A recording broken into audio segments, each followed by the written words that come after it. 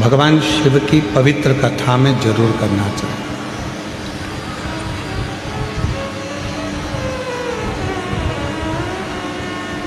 क्योंकि बड़ी मुश्किल से तो मानव का देह मिलता है, मानव का शरीर मिलता है,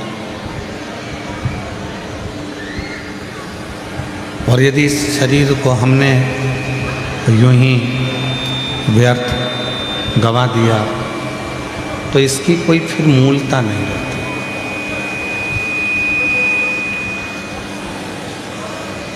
ये बड़ोदरा की भूमि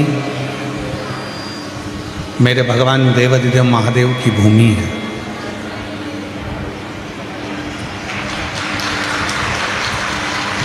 ये बड़ोदरा की धरा, अंदर के स्पीकर उन कुछ नहीं चल रहा है।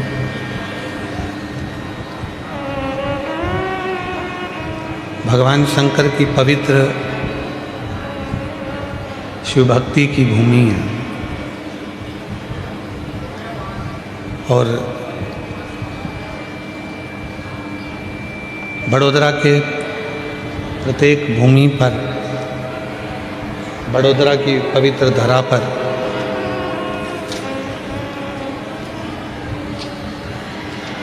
यदि हम बड़ोदरा के आसपास के पूरे क्षेत्र को देखें, बड़ोदरा के पूरे क्षेत्र को यदि हम देखें तो बड़ोदरा की पूरी चारों तरफ के क्षेत्र में भगवान शंकर, भगवान देवाधिदेव महादेव विराजमान हैं। कहीं नवनाथ महादेव के रूप में,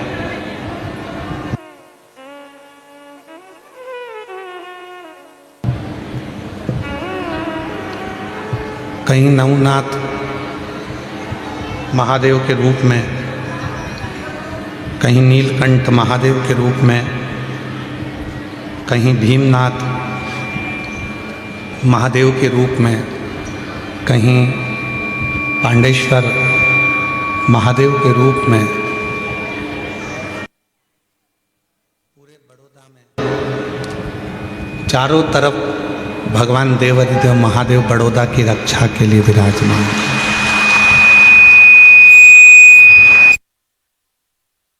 भगवान शिव विराजमान है, भगवान शंकर विराजमान है। और तेरी कृपा बिना न हिले एक भी अणु, लेते हैं श्वास तेरी कृपा से तनु तनु।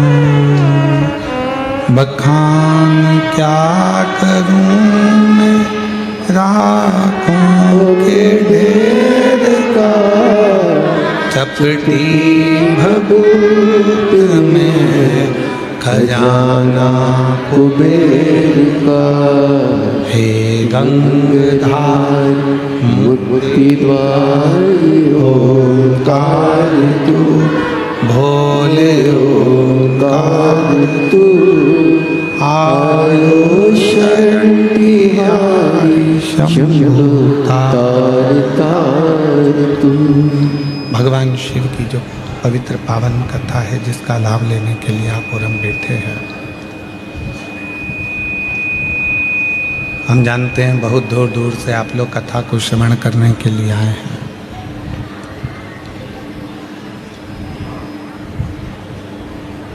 और इस पवित्र कथा को यदि एक क्षण की भी,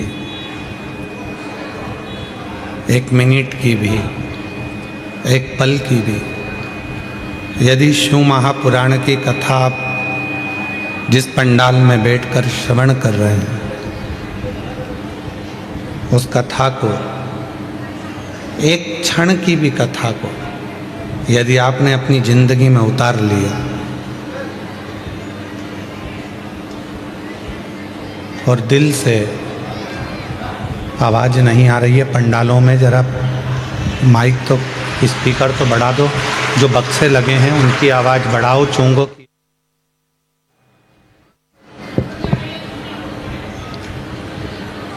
भगवान शिव की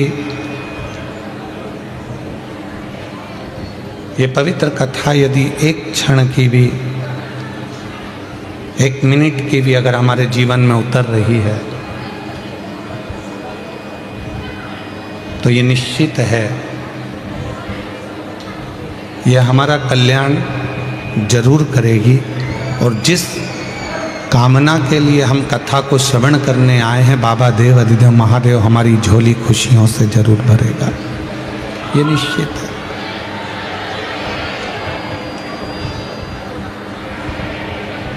क्योंकि शिव महापुराण की कथा भक्ति भी देती है और मुक्ति भी देती है।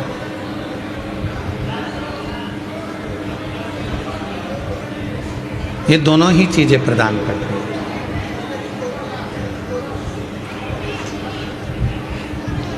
जो भक्ति के लिए श्रवण करता है उसको भक्ति देती है, जो मुक्ति के लिए श्रवण करता है उसको मुक्ति देती है। शंभु शंभु। जो भक्ति के लिए श्रवण कर रहा है उसको शिव महापुराण की कथा भक्ति दे रही है, और जो मुक्ति के लिए श्रवण कर रहा है शिव महापुराण की कथा उसको मुक्ति दे रही है।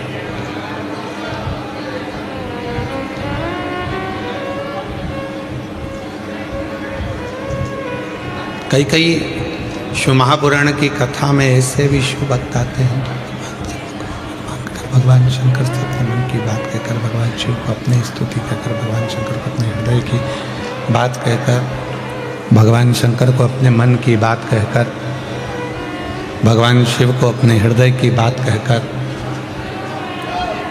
उनको रिझाना चाहते हैं।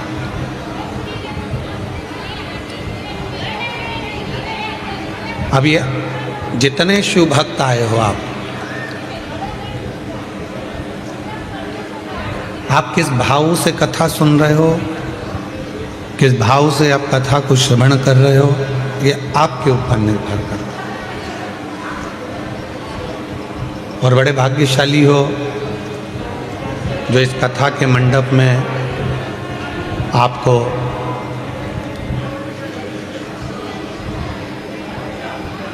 संतों में श्रेष्ठ आनंद सुख देने वाले, हमेशा जिनके चेहरे पर मुस्कुराहट रहती है, प्रसन्नता उनके चेहरे पर बनी रहती है, ऐसे संत शिरोमणि फ्लाइट बाबा हमारे बीच में है। एक बार जोरदार ताली बजाकर उनका साधुवाद, वंदन, अभिनंदन।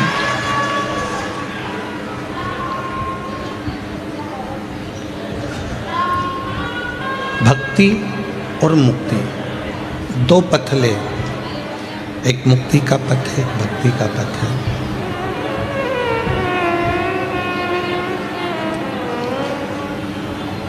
शिव पुराण की कथा कहती है कि जिसने भक्ति के पथ को पकड़ लिया, जिसने भक्ति के मार्ग को पकड़ लिया, जिसने अविरल भक्ति को अपने जीवन में उतार लिया, जिसने भक्ति को अपनी जिंदगी में धारण कर लिया, फिर उसको मुक्ति नहीं ढूंढना पड़ती। क्योंकि भक्ति करने वाले के पास में मुक्ति अपने आप चलकर आती है, उसको ढूंढने नहीं जाना पड़ता।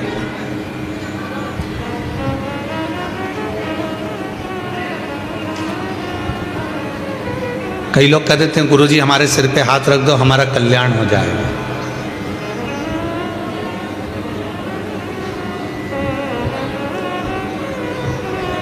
गुरुजी हमारे सिर पे हाथ रख दो, गुरुजी हमारे सिर पे हाथ रख दो। हम तो गुरुजी से भी कहते हैं तुम अपने सिर पे खुद हाथ रख लो।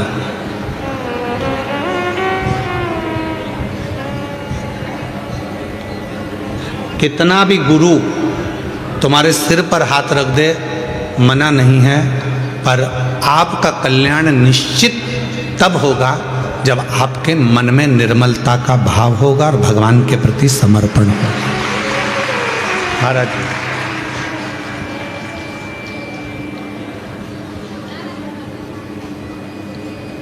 मन चंगा तो कठोते में गंगा, और यदि मन ही चंगा नहीं है, मन में ही भेद पड़ा हुआ है, मन में ही कहीं ना कहीं भेदभाव पड़ा हुआ है, मन में ही द्वेष भाव पड़ा हुआ है तो फिर परमात्मा कैसे मिले?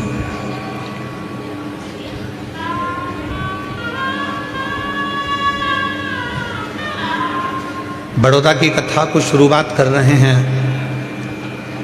पहले भी एक कथा इसी ग्राउंड में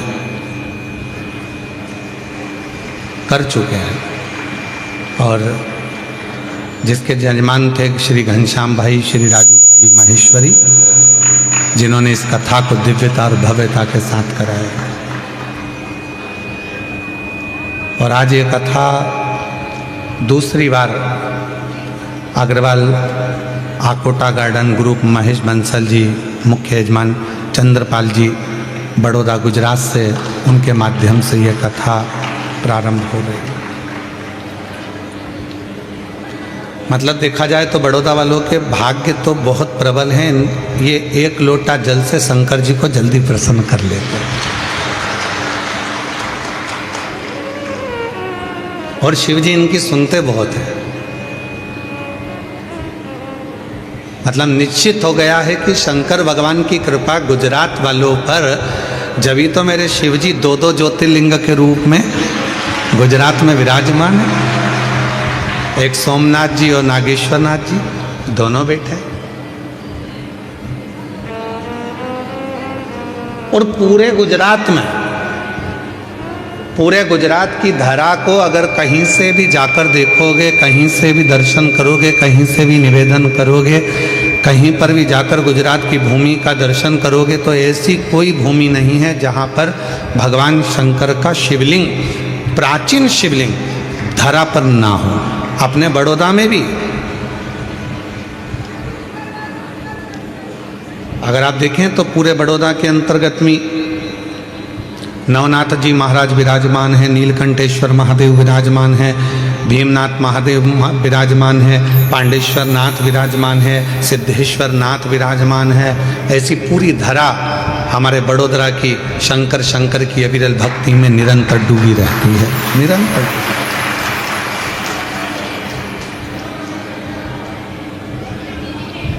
अब क्या चाहिए? बड़ौदा वालों को तो कहा, जब शंकर भगवान आपकी भूमि पर विराजमान है, जब शिव जी आपकी धरा पर विराजमान है, जब भगवान देवादिदेव महादेव आपकी पवित्र धरा पर विराजमान है, तो आपके भीतर शिव भक्ति को प्रकट करें, आपके भीतर शंकर की अविरल भक्ति को प्रकट करें।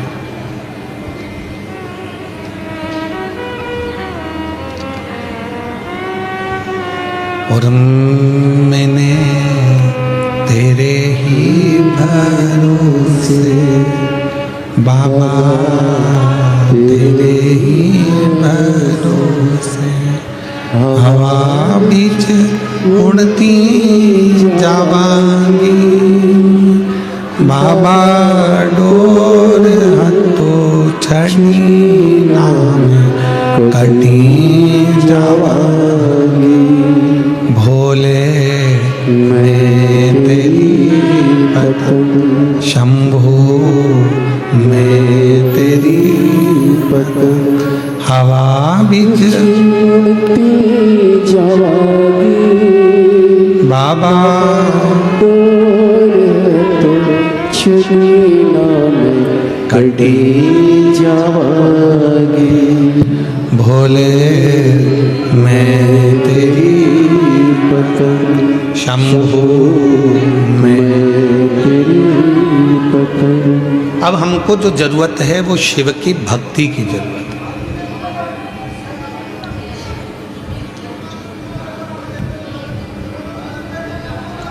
देवराज नाम का ब्राह्मण जो शिव को मानता नहीं था, शिव को जानता नहीं था, भगवान शंकर को पहचानता नहीं था, भगवान शिव को जानता नहीं।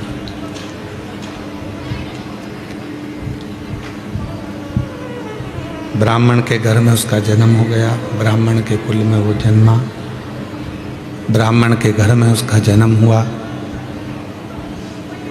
पर ब्राह्मण कर्म वो कभी ना कर पाए। ऐसे संसार में ना जाने कितने लोग हैं जो अच्छे घर में जन्म लेने के बाद भी अच्छा कर्म नहीं कर पाते।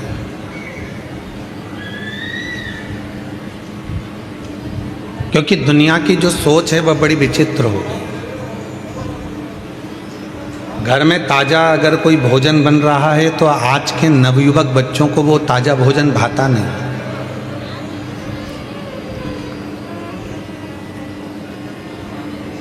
घर में अच्छा पकवान बन रहा है, घर के अंदर अच्छा भोजन बन रहा है तो घर के लोगों को, घर में रहने वाले नवयुवक बच्चों को, बेटाओं को, घर की बहुओं को, घर की बेटियों को, घर के पोते को, घर की पोतियों को वो भोजन भाता नहीं। और उनको जो डब्बे में 15 दिन का पैक है, पॉलीथीन में 25 दिन का पैक है, 1 महीने का पैक है, ना जाने कितने कितने दिन की पैकिंग का भोजन वो बाजार में बिक रहा है। पर आज के नवयुवक बच्चों को घर का ताज़ा भोजन नहीं भाता। ना जाने वो बासी भोजन से कैसा प्यार हो गया कि लोगों को वो बासी भोजन ही श्रेष्ठ लगता है।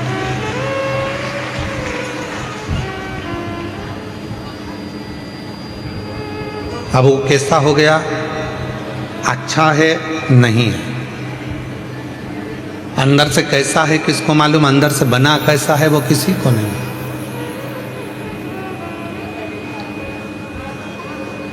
हम कई बार दूसरों को देखते हैं कि वो बताओ कितना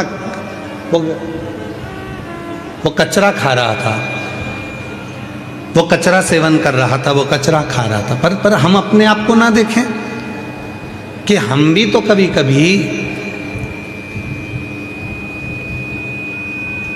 कोई ऐसा भोजन ग्रहण कर लेते हैं वो कचरे से भी बदतर होता है।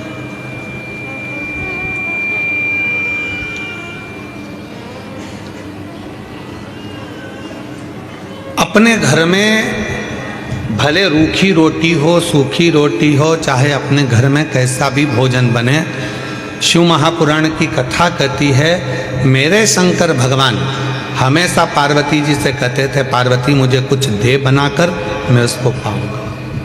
और आकड़िया की रोटी बनाई, काकड़िया की साग, और परसे माता पार्वती जी पावे भोलानाथ मन शिव रटोरे, मन शिव रटोरे, छोड़ दो कपट मन मन शिव रटोरे, मन शिव रटोरे, छोड़ दो कपट मन शिव रटोरे।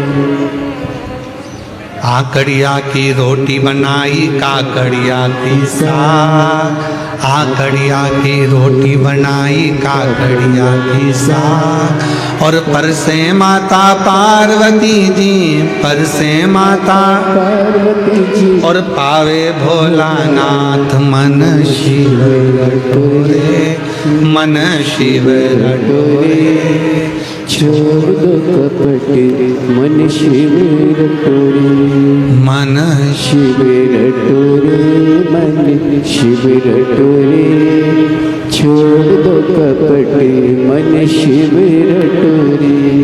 जो भाव से निर्मित घर में हो रहा है, अपने घर में जो पकवान बने, अपने घर में जो भोजन बने, अपने घर में जो भाव हो, अपने घर में जैसा भाव हो उसको ग्रहण करिए।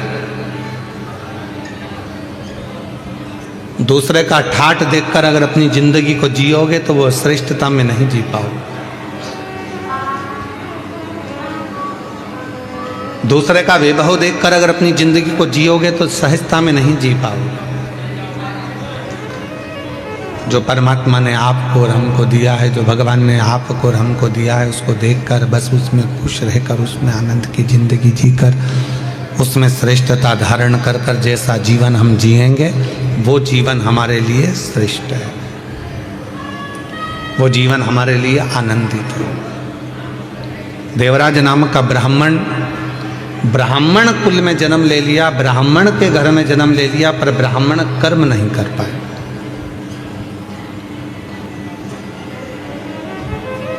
वो ब्राह्मण के कर्म से वंचित था।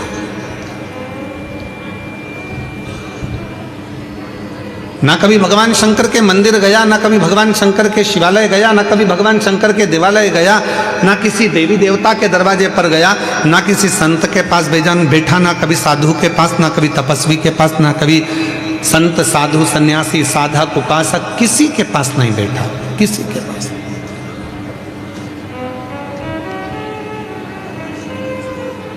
बस गलत कृत्य में, गलत कार्य में वो लगा रहा है।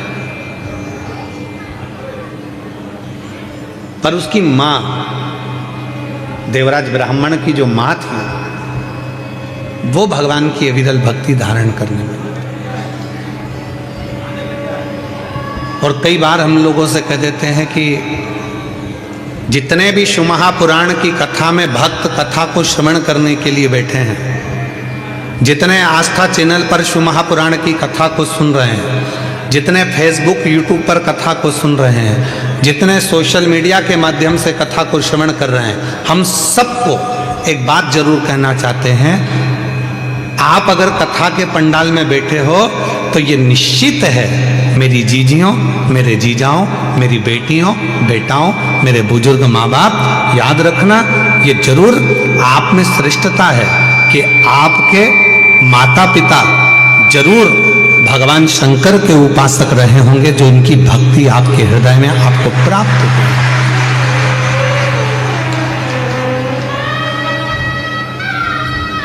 बिना शिव भक्ति के कुछ प्राप्त नहीं हो सकता, बिना शंकर भगवान की विरल भक्ति के कुछ मिल नहीं सकता। ये उन्हीं की उदारता से प्राप्त हुआ है, उन्हीं की कृपा से प्राप्त हुआ है। आप यदि शिव महापुराण की कथा में आकर बैठे हो तो भगवान भोलेनाथ को तो धन्यवाद देना, साथ में जिस माँ ने आपको अपनी कोख में रखा 9 महीना और फिर जन्म दिया और अच्छे संस्कारों से पाला, उसको भी धन्यवाद देना कि आज शिव महापुराण की कथा में तेरी कृपा से बैठी। अगर मैं शिव महापुराण की कथा में अगर आज बैठी हूं तो तेरी कृपा से बैठी। अच्छा संस्कार मुझे दिया तो मैं यहाँ पहुँच गई, अच्छी बातें मुझे दी तो मैं यहाँ पहुँच गई। अगर मेरे अंदर अच्छा संस्कार नहीं होता, श्रेष्ठ विचार नहीं होते, तो मैं शिव महापुराण की कथा में भी पहुँच नहीं पाता।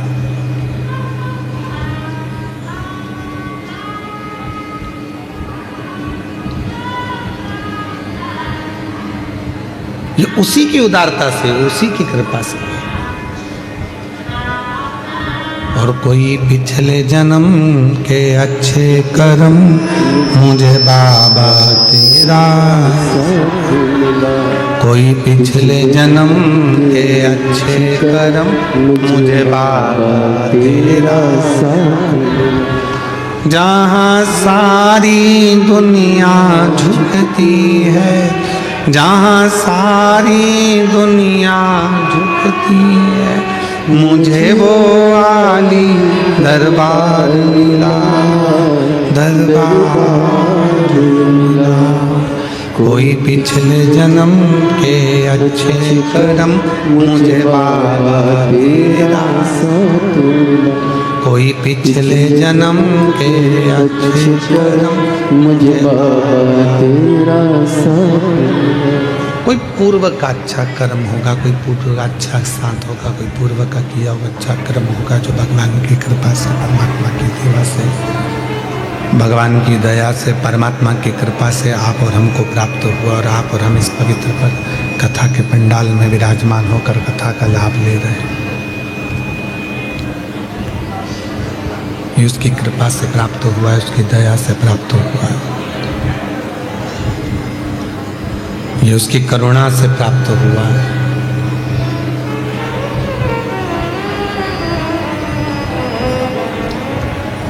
गया देवराज एक दिन चोरी करने के लिए, शंभो शंभो, गया देवराज एक दिन चोरी करने के लिए, और चोरी का धन लेकर आ रहा था। तो कहाँ जाऊं, शरीर में ताप पड़ गया।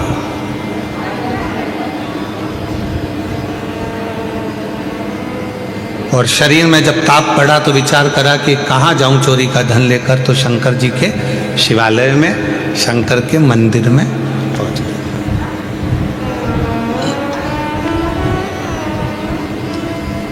एक बात शिव महापुराण की कथा बहुत अच्छी कहती है। झूठ बोल लिए कोई बात नहीं, जिंदगी में कपट हो गया कोई बात नहीं, जीवन में अपने से पाप हो गया कोई बात नहीं।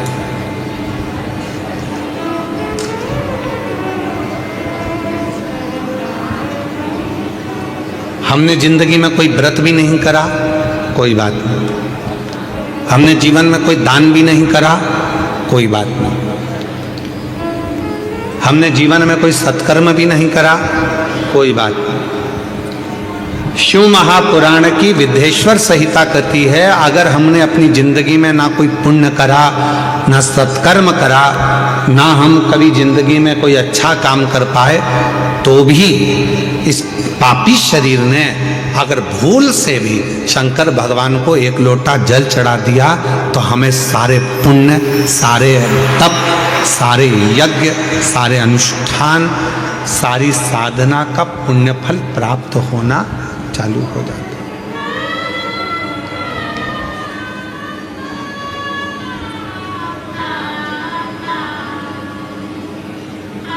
इसीलिए आपके पीछे पड़े रहते हैं कि मंदिर जाओ, एक लोटा जल चढ़ाओ, सारी समस्या का हल बोल बम का नारा है, श्री शिवाय। इसीलिए आपसे कहते हैं कि मंदिर जाओ, एक लोटा जल चढ़ाओ, शंकर जी की आराधना करो। क्यों? हम दिन भर में हम दिन भर में मोबाइल पर बात कर रहे हैं, किसी से बात कर रहे हैं, ना जाने कितना झूठ निकलेगा, कितनी गलत बात निकलेगी, कितनी अशुद्ध बात हमारी वाणी से निकलेगी। कम से कम यदि हम भगवान शंकर की विरल भक्ति में भगवान शंकर को एक लोटा जल चढ़ाने में लगे रहेंगे, भगवान शंकर को एक लोटा जल चढ़ाते रहेंगे, तो निश्चित है कि हमारे द्वारा किया गया जो कुछ गलत कर्म भी है तो वो नष्ट हो जाए। हमारा किया गया गलत कर्म, हमारा किया गया गलत कृत्य भी वो नष्ट हो। आप शिव साधना करो, आप भगवान शंकर की आराधना करो।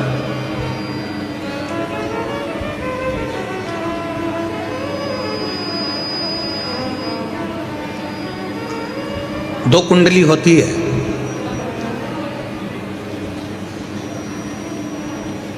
दो कुंडली है। एक जन्म कुंडली आप सबकी होगी। अरे बोलो तो जम के, है कि नहीं है? दो कुंडलियां होती हैं, एक होती है जन्म कुंडली, दूसरी होती है कर्म कुंडली। एक जन्म कुंडली है और दूसरी कर्म कुंडली है।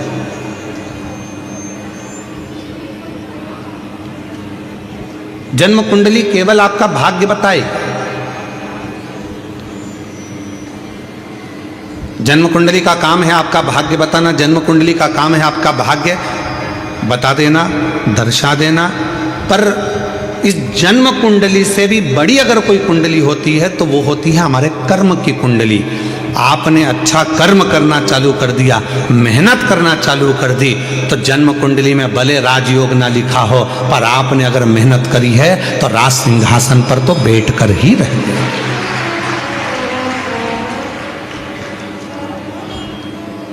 एक होती है जन्म कुंडली और एक होती है कर्म कुंडली।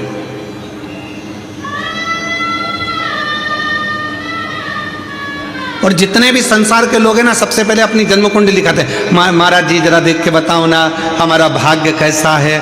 अब महाराज जी ने बता दिया कि तुम्हारे भाग्य में तो राजयोग है ही नहीं, तुम्हारे भाग्य में तो ये लिखा है, तुम्हारे भाग्य में तो वो लिखा हुआ है। तो हमारा निवेदन है, दुनिया के महाराज ने तुम्हारी कुंडली देखकर भले बेकार बता दिया हो, दुनिया के महाराज ने तुमसे कह दिया हो कि तुम्हारी कुंडली में राजयोग नहीं है, दुनिया के महाराज ने तुमसे कह दिया हो कि तुम्हारी कुंडली में शनि आकर बैठ गया हो, दुनिया के महाराज ने तुमसे कह दिया हो कि तुम्हारी कुंडली में मंगल आकर बैठ गया, तुम्हारी कुंडली बेकार है, तुम्हारा राजयोग नहीं है, तुम्हारी जिंदगी में ये दुख है, तुम्हारी जिंदगी में ये तकलीफ है, तुम्हारी जिंदगी में ये कष्ट है। तो एक बात याद रखना कि जन्म कुंडली वाले ने जन्म कुंडली बता दी, अब तुम्हारे हाथ में है कि उस कुंडली को पलटोगे कैसे। तो उसको पलटने का सबसे सुंदर तरीका है तुम्हारी हाथों की मेहनत, लगन, परिश्रम और शिव जी को चढ़ाया गया एक लोटा जल तुम्हारी कुंडली को भी बदल कर रख देगा।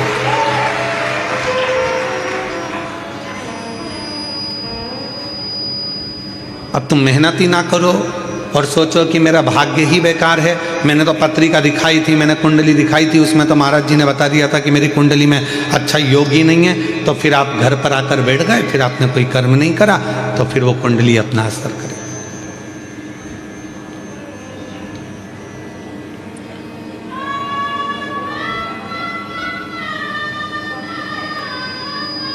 विधाता का काम है भाग्य लिखना, विधाता का काम है भाग्य लिखना, पर भाग्य को पलटने की गारंटी तो केवल एक ही के पास है, वो देवाधिदेव महादेव के पास। वो भाग्य पलट देता, वो तुम्हारी कुंडली पलट देता, वो तुम्हारा भाग्य पलट देता, वो तुम्हारे विचार पलट देता। आप लोग इतनी संख्या में आए हो, हमको उम्मीद नहीं थी कि कथा के पहले दिन ये सारे इतने बड़े बड़े पंडाल पहले दिन ही भरा जाएंगे, हमको नहीं था।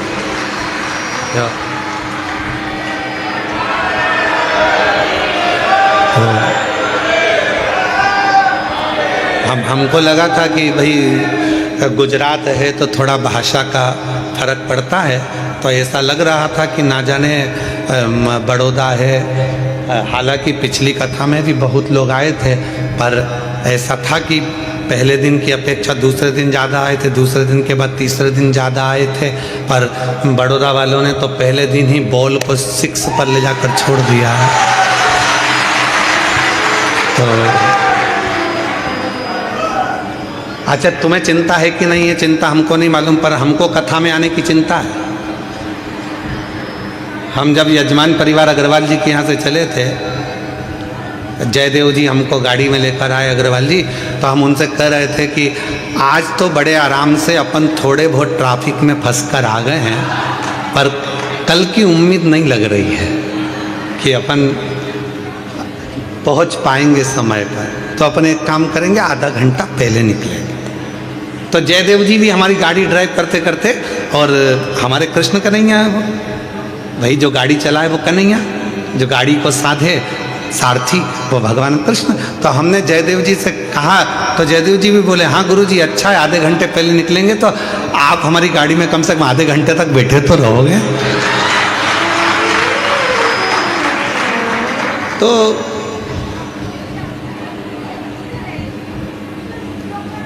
बड़ी शिव की कृपा है आप लोगों पर, और आज विश्वास के साथ कर रहे हैं बड़ौदा की पवित्र धरा पर।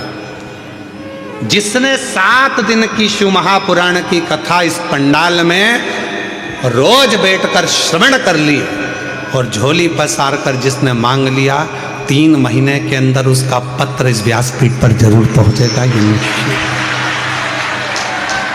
श्रवण। हार हार महा, जिसने दिल से मांग लिया, जिसने हृदय से।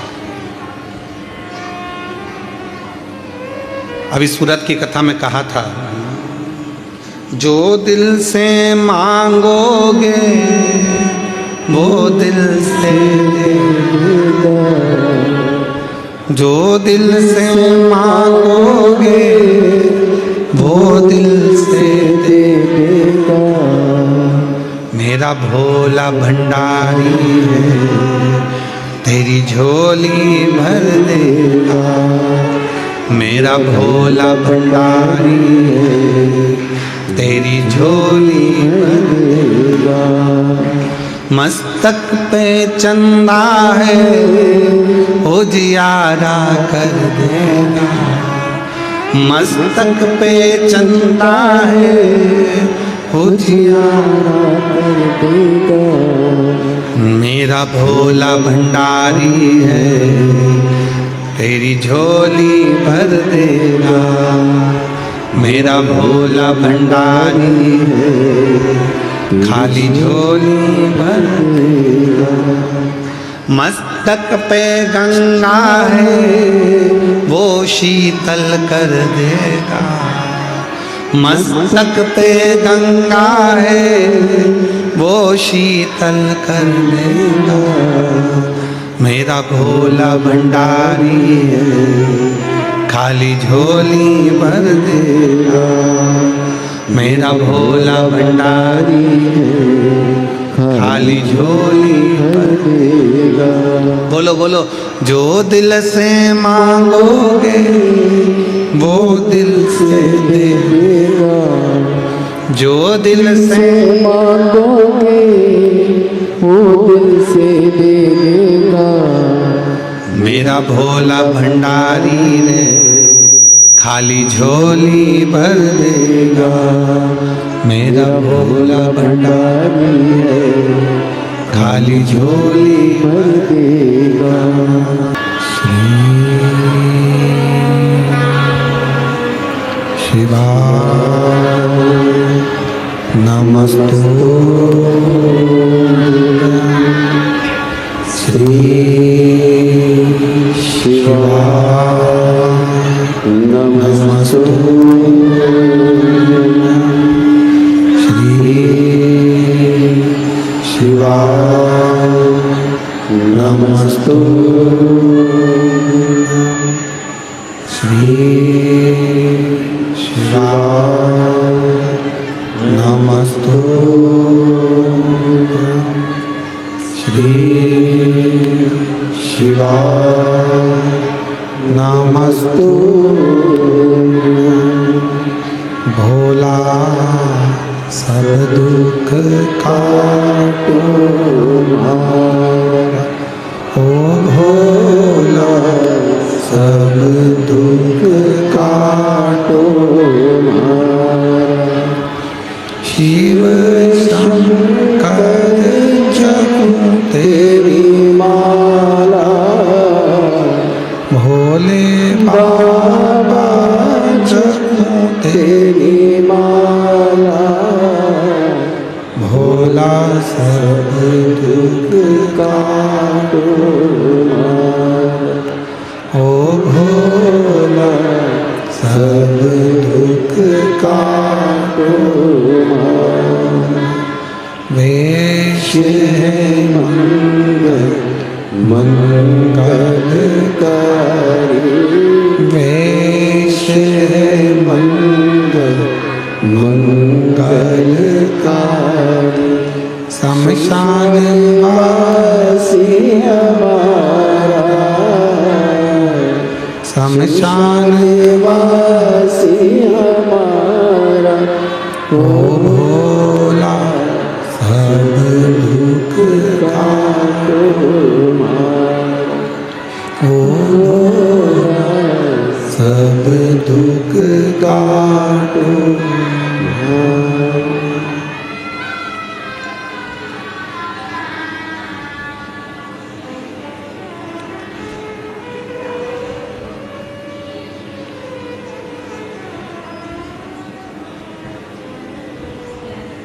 बाबा देवादिदेव महादेव भगवान शिव गर्दानी प्रकादर्शी कैलाशी अविनाशी भगवान शंकर जिनकी पुनीत पावन पवित्र कथा का लाभ आप ले रहे हैं। भगवान शिव की कथा कर रही है, करुणा कर रही है, दया कर रही है, महापुराण की कथा कर रही है।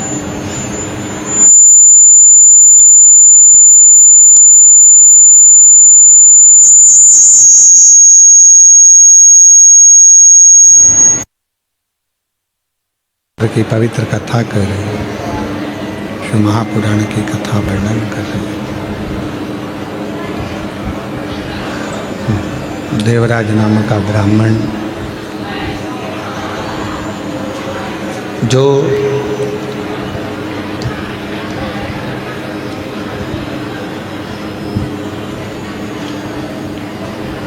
कभी न मंदिर गया, न देवालय गया, न शिवालय गया, पर उसकी माता ने जो भगवान शंकर को जल चढ़ाया था, उस जल का फल उस देवराज को मिला।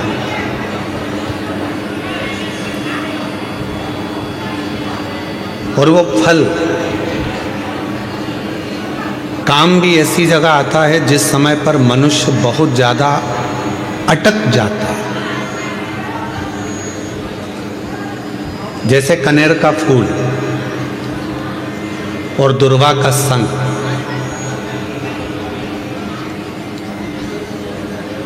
ये दो चीजें ऐसी हैं। कनेर का फूल देखा है आप लोगों ने? हाथ उठाओ जिन जिन ने कनेर का फूल देखा। देखा सबने? रखो अपने। एक कनेर का फूल, एक दुर्वा।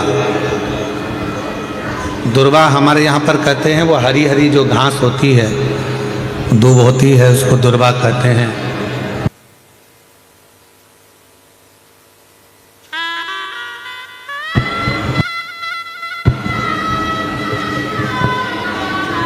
एक होता है कनेर का फूल, एक होती है दुर्वा।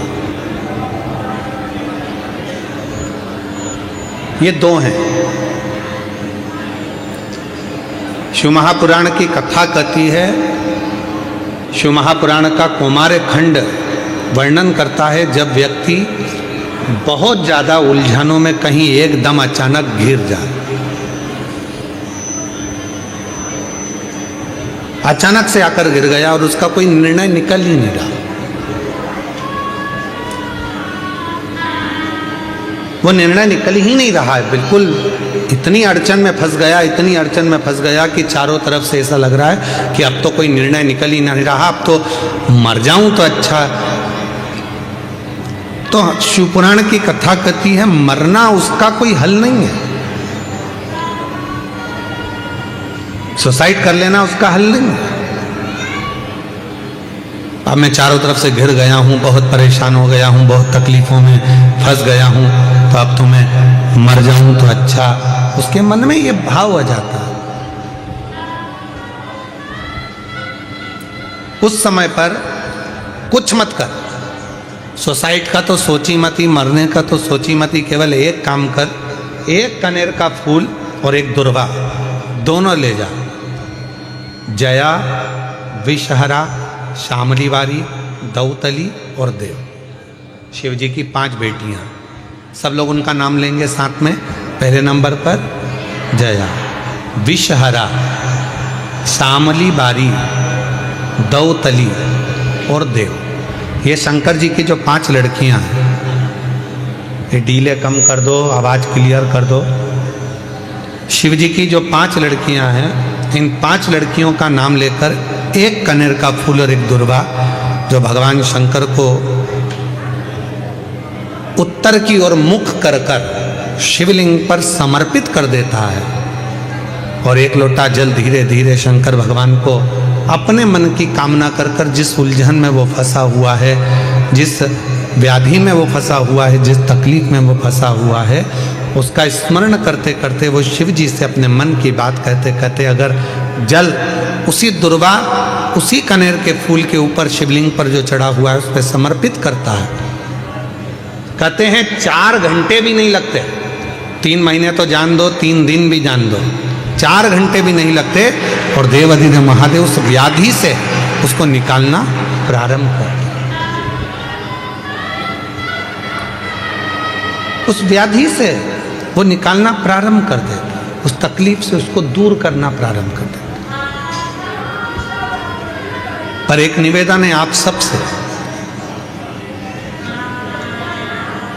अगर शिव महापुराण पर आपका भरोसा है और शिव जी पर विश्वास है तो ये सब कुछ करा हुआ हमें फल देता है, और अगर भरोसा ही नहीं है, विश्वास ही नहीं है, तो फिर बड़ा मुश्किल है कि आप शंकर को जल चढ़ाते चढ़ाते पूरी जिंदगी निकाल दोगे तो भी उसका कोई हल, उसका कोई फल मिलना नहीं, पूरी जिंदगी में।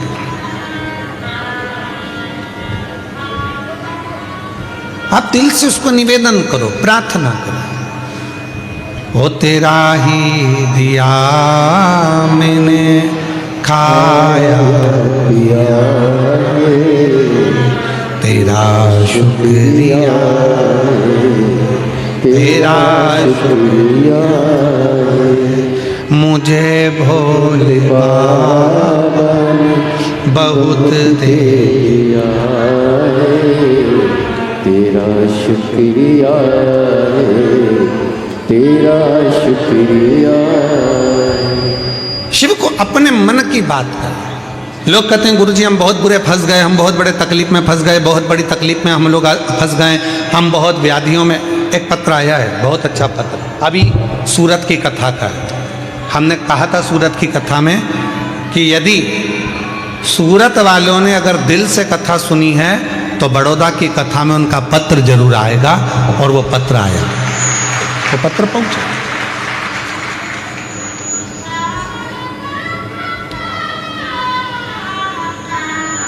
मेरा नाम हीरल बहन है, मेरे पति का नाम दीपक भाई है। मैं स्वामीनारायण मंदिर के नज़दीक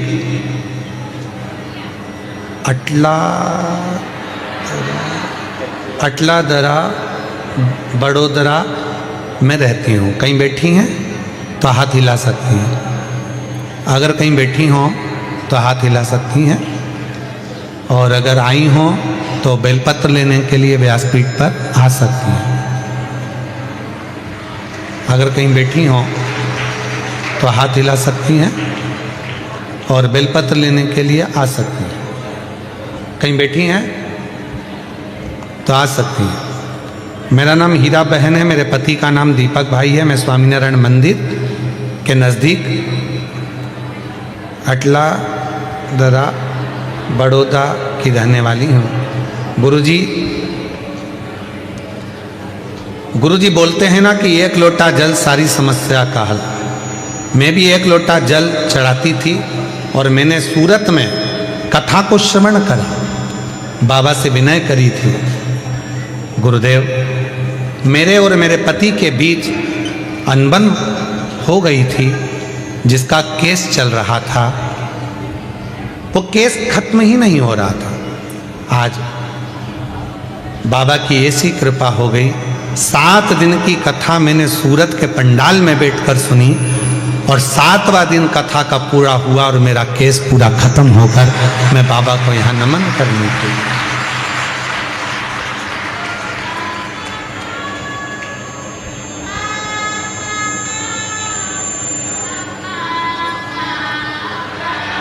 शिव को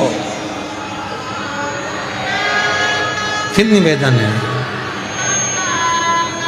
जो आप दिल से बाबा को कहते हो, दिल से प्रार्थना करते हो, दिल से विनय करते हो, दिल से निवेदन करते हो, बाबा उसको स्वीकार करते हैं, भगवान शंकर उसको सुनते हैं। एक पत्र और है, बड़ा सुंदर है।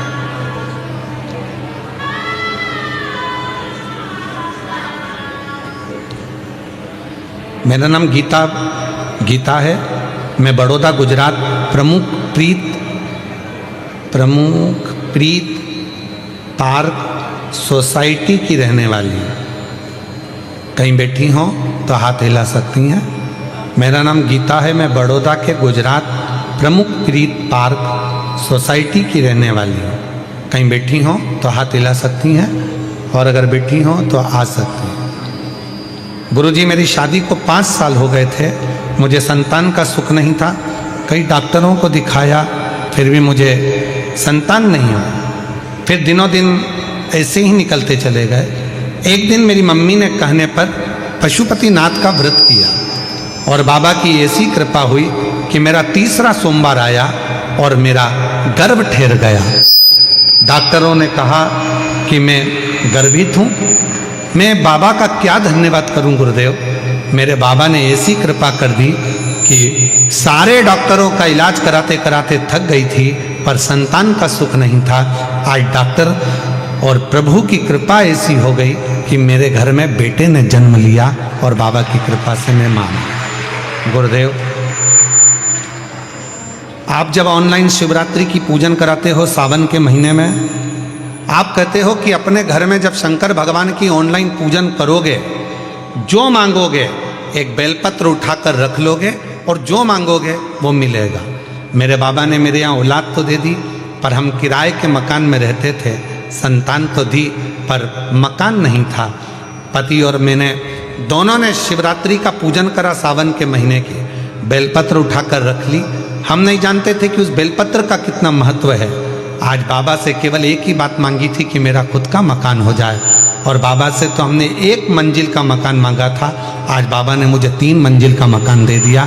मैं बाबा को धन्यवाद देने के लिए यहाँ पर आऊँ। कहीं बैठी हों तो आ सकती हैं और बेलपत्र ले जा सकती हैं।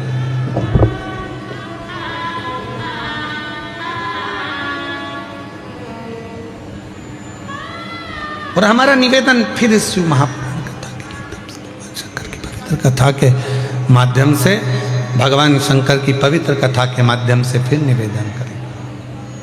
ऐसे दयालु नाथ से रिश्ता निभाइए। बोलो, जितने बैठे सब बोलो, ऐसे दयालु नाथ से रिश्ता बनाइए, मिलता रहेगा आपको जो कुछ भी चाहिए, मिलता रहेगा आपको जो कुछ भी चाहिए। ऐसा करिश्मा होगा जो हुआ कभी नहीं, ऐसा करिश्मा होगा जो हुआ कभी नहीं। मांगा है भोलेनाथ नाथ से, आवाज नहीं आ रही आप लोगों की। मांगा है भोलेनाथ से वरदान एक, तेरी दया बनी रहे जब तक है जिंदगी, तेरी दया बनी रहे जब तक है जिंदगी, तेरी कृपा बनी रहे जब तक है जिंदगी। जो बैठ कर मांग रहे हैं, जो हम बाबा से प्रार्थना कर रहे हैं, जो निवेदन कर रहे हैं, जो बाबा से विनय कर रहे हैं, वो बाबा स्वीकार कर, वो दे रहा, स्वीकृत कर रहा, स्वीकार कर रहा।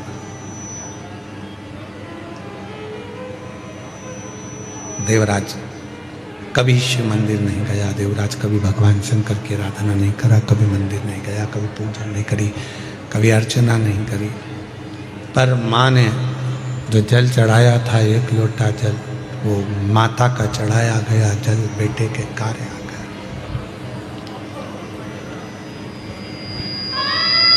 माँ का चढ़ाया गया जल बेटे के काम आ गया। जो आप शिव जी को जल चढ़ा रहे हो, भगवान शंकर को जल चढ़ा रहे हो, शिव जी से विनय कर रहे हो, निवेदन कर रहे हो, विनय कर रहे हो, विनती कर रहे हो, वो चढ़ाया गया जल एक ना एक दिन आपकी जिंदगी को पलट कर जरूर रखेगा, ये निश्चित है। जो चढ़ा, जो शंकर भगवान को जल चढ़ा रहा है, जो शिव जी को जल समर्पित कर रहा है, वो आपका जीवन बदल कर रहा है, ये निश्चित।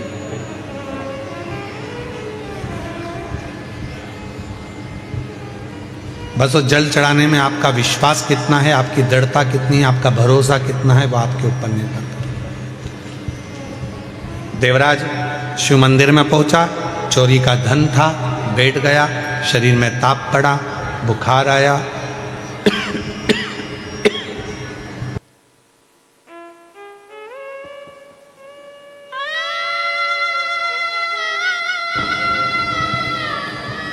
शरीर में ताप पड़ा, बुखार आया, और देवराज शरीर में ताप पड़ने पर, बुखार आने पर दुबक कर बैठा था, चुप कर।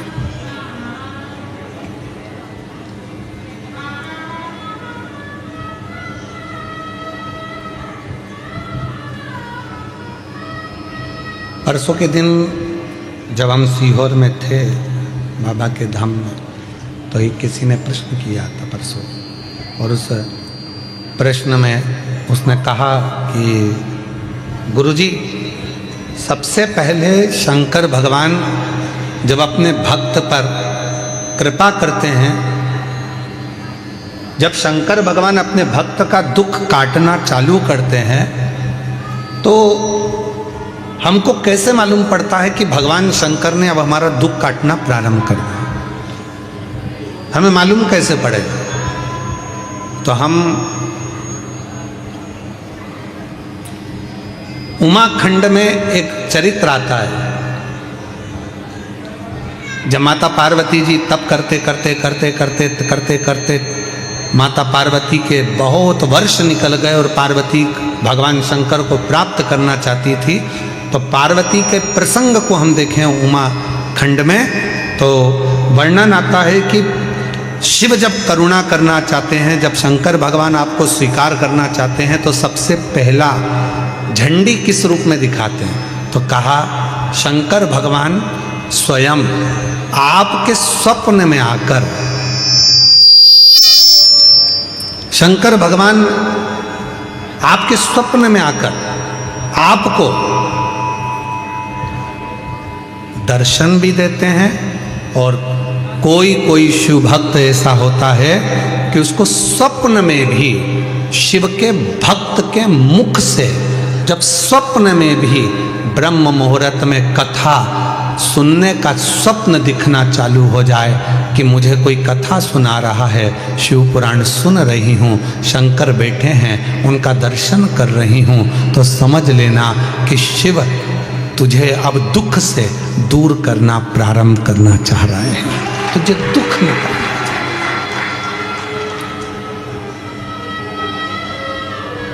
महाराज जी, कई लोग कहते हैं कि स्वप्न में अगर शिव जी दिखते हैं तो क्या फल मिलता है? शिव महापुराण का पार्वती खंड कहता है, अगर स्वप्न में शंकर भगवान का शिवलिंग का दर्शन हो जाए, समझ लेना कोई बहुत बड़ी विपदा आने वाली थी, शंकर भगवान सामने आकर खड़े होकर उस विपदा को टाल दिया।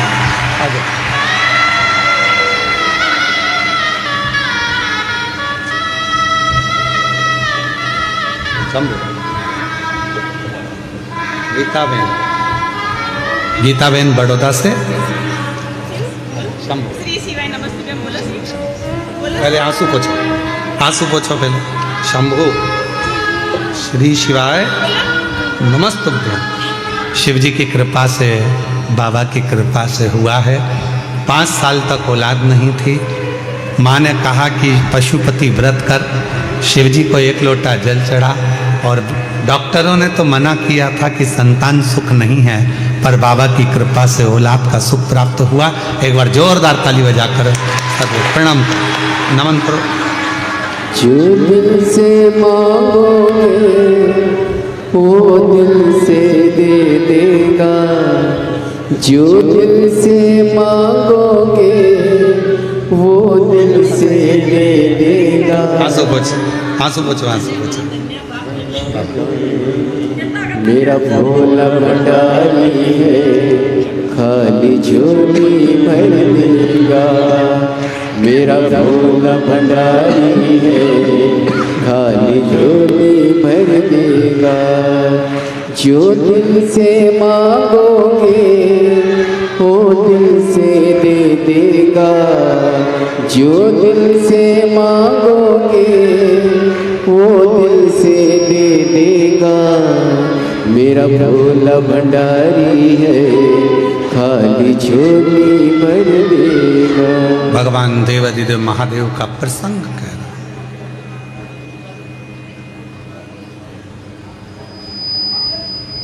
वो आता है दुख मिटाने से पहले,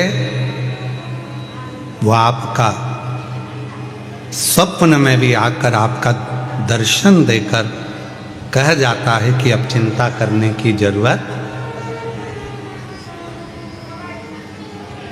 साथ है, संग खड़ा है, दुख मिटाने के लिए तुम्हारे पास में आकर खड़ा है। क्यों चिंता करना?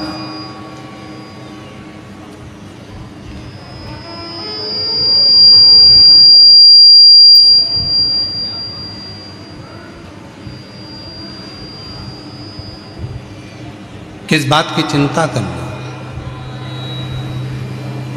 अब सौंप दिया इस जीवन का सब भार तुम्हारे हाथों में, है हार तुम्हारे हाथों में और जीत तुम्हारे हाथों में। सब कुछ उस पर छोड़ दिया तो फिर अब चिंता करने की जरूरत क्या है? अब चिंता करने की जरूरत ही क्या है?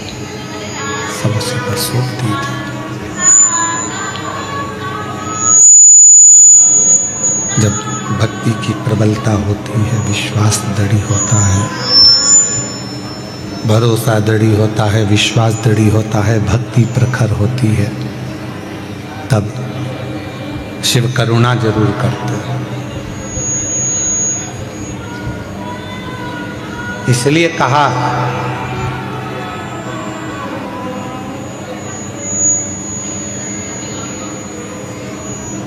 गेट पर, बेड पर और डेट पर, तारीख पर, तुम्हारे दुख के समय पर, तुम्हारी तकलीफ के समय पर, तुम्हारी कष्ट के समय पर जो खड़ा है, समझ लेना कि वही तुम्हारे लिए हितैषी है और वही शिव है। वही हितैषी है, वही शिव। परिवार बहुत बड़ा है, रिश्तेदार बहुत सारे हैं, पूरा कुटुंब भरा पड़ा है, पूरा घर भरा पड़ा हुआ है, पूरे नातेदार रिश्तेदार कुटुंबी परिवार, नाते रिश्ते कुटुंब परिवार ढेर भरा पड़ा हुआ है, सारा घर बड़ा पड़ा हुआ है। पर दुख की घड़ी में, दुख के समय पर, तकलीफ की घड़ी में कोई बहुत बड़ा कष्ट आकर खड़ा हो गया और बहुत बड़ी तकलीफ आकर खड़ी हो गई, और उस दुख की घड़ी में अगर दरवाजे पर कोई अपना आकर खड़ा हो जाए तो समझ लेना कि सारे रिश्तेदारों में सबसे श्रेष्ठ रिश्तेदार वही है जो दुख की घड़ी में हमारे गेट पर खड़ा है, जो हमारे गेट पर खड़ा। आ जाइए, आ जाइए।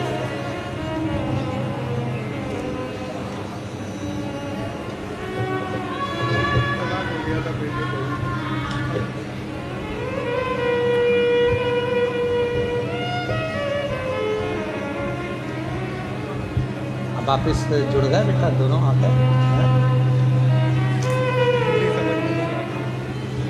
बेटे बहू में तलाक हो गया था और केस चल रहा था, संबंध पूरा खत्म हो गया था।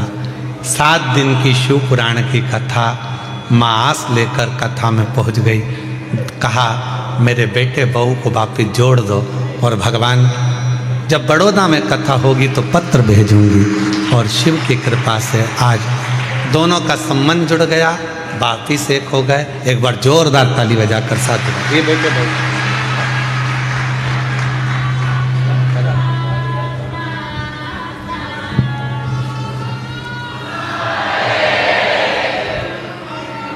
एक विश्वास, एक दृढ़ता। जब शिव से कहें बोले तो शिव उसको स्वीकार करता।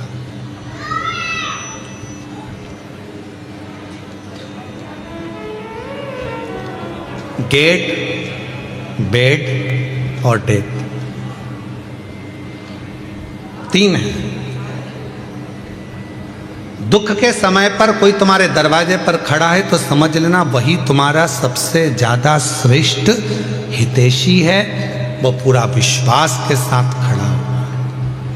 कई लोग परिवार के भी ऐसे होते हैं, रिश्तेदार नातेदार ऐसे होते हैं, कुटुंबी परिवार वाले ऐसे होते हैं कि जैसे ही कोई दुख का समय आता है, तकलीफ की घड़ी आती है, किसी के यहाँ मालूम पड़े कोई ईडी का, इनकम का कोई फालतू की बात, कोई केस, कोई थाना, कोई कचहरी, कोई चीज हो जाती है तो लोग उसके दरवाजे पर जाते ही नहीं, पहुंचते। तुम्हारे दुख के समय पर अगर कोई गेट पर खड़ा है, तुम्हारे साथ खड़ा है, समझ लेना कि वही शिव है, वही श्रेष्ठ है। पहले नंबर पर गेट, दूसरे नंबर पर बेड। तुम्हारी बीमारी के समय पर, तकलीफ के समय पर, शरीर में रोग के समय पर, हॉस्पिटल में बेड पर पड़े हुए हो, घर पे पलंग पर पड़े हुए हो और कोई तुम्हारे बेड के पास खड़ा है तो समझ लेना वही तुम्हारे लिए श्रेष्ठ है, बाकी के जितने हैं वो सब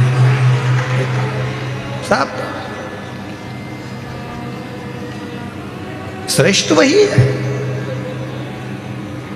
कौन कौन है परिवार में? तो कहा मेरे 4 मामा जी हैं, 3 मौसी जी हैं, मेरा 4 बेटे हैं, 4 बहुएं हैं, मेरी लड़की दामाद 3 है, 3 मेरी बेटी हैं, 3 दामाद हैं, दामाद के बच्चे हैं, मेरा देवर है, देवरानी है, जेठ है, जेठानी है, और मालूम पड़ा शरीर में कष्ट आ गया, रोग आ गया, हॉस्पिटल में पड़े हो, और हॉस्पिटल में पड़े हो और मालूम पड़ा एक दिन भी अगर परिवार वाले तुम्हारे बेड के पास आकर खड़े नहीं हुए, तुम्हारे दरवाजे पर आकर खड़े नहीं हुए, तो वो रिश्तेदार किस काम के? और कोई दूसरा हॉस्पिटल में बीमार व्यक्ति अपने मरीज को देख रहा था और साथ में तुम्हारी भी देखभाल कर रहा है, तो उससे बड़ा दुनिया में कोई नहीं हो सकता। वो बेड के पास खड़े होकर तुमको नहीं। परिवार इतना बड़ा, घर इतना बड़ा, कुटुंब इतना बड़ा, रिश्ते इतने सारे, पर गेट पर, बेड पर और डेट मतलब तारीख, कहीं कचहरी में तारीख चलती है, कहीं कोर्ट में तारीख चलती है, कहीं दुख की तारीख होती है, कहीं तकलीफ की तारीख होती है। परिवार वालों से कहा हमारे ऊपर ये ऐसे तकलीफ है, अपन उस तारीख को वहाँ चलेंगे, तुम हमारे साथ चलना, अपन उस तारीख को वहाँ चलेंगे, तुम हमारे साथ चलना। कोई उस डेट में खड़ा नहीं होता, तो रिश्ते नाते कुटुंब कबीले किस काम के? परिवार किस काम के? गेट, बेड और डेट, ये 3 ऐसे हैं। दुख के समय पर, तकलीफ के समय पर कोई यदि आपके साथ दरवाजे पर खड़ा है, बीमारी के समय पर कोई आपके पलंग के पास खड़ा है और कोई तारीख पर आपके साथ खड़ा है, तो समझ लेना कि आपका भला है, आपका कष्ट होने वाला है, आपका वो कोई दूसरा नहीं है, वो श्रेष्ठ है, वो श्रेष्ठ है।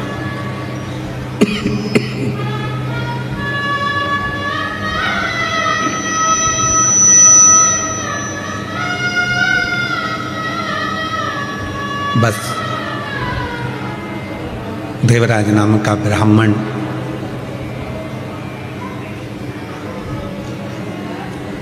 अंतिम सांसें गिन रहा है, कोई साथ देने वाला नहीं है, पर माँ ने जो 1 लोटा जल चढ़ाया था उसका पुण्य उस बेटे को शंकर के मंदिर तक लेकर गया, वो पुण्य।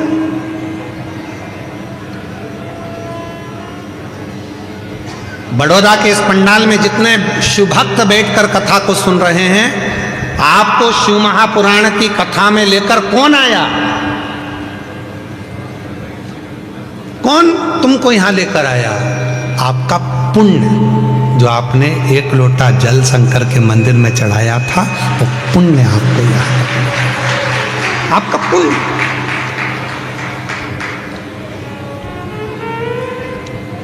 कई लोग पत्रिका दिखाने जाते हैं, कहते हैं महाराज जी बताओ इसमें राजयोग कितना है, राजयोग कितना है, बताओ हमारा भाग्य कैसा होगा, हमारा भविष्य कैसा होगा। ढेरों लोग ज्योतिष आचार्य जी के पास में जाते हैं और पूछते हैं कि हमारा भविष्य कैसा होगा, हमारा राजयोग कैसा होगा।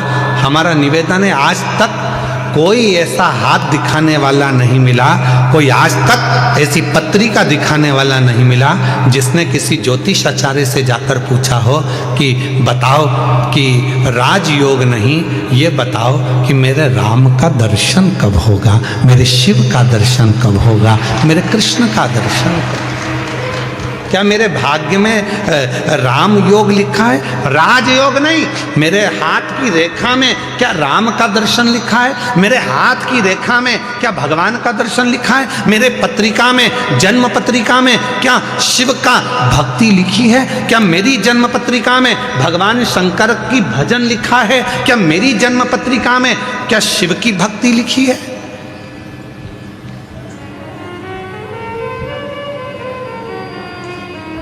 ये यजमान जी जो बने हैं, चंद्रपाल जी, कहाँ बैठे हैं? खड़े हो जरा।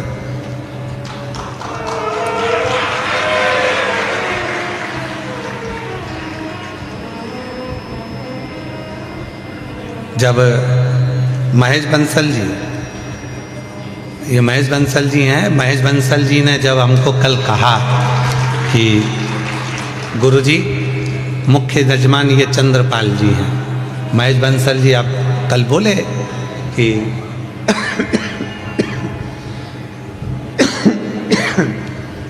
कि मुख्य यजमान चंद्रपाल जी हैं। चंद्रपाल जी जब हमारे को मिले, इनकी पत्नी और इनके चेहरे पे ऐसी खुशी, ऐसी खुशी,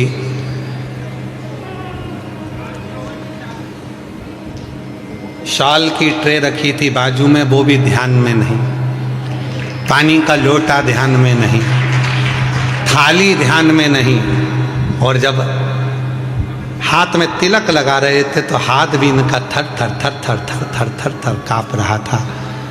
आज हमको कल बंसल जी, इनको देखकर ऐसा लगा जैसे शबरी के दरवाजे पर राम जी आए थे, तो शबरी भी अपनी सुध खो बैठी थी, वो सुध खो।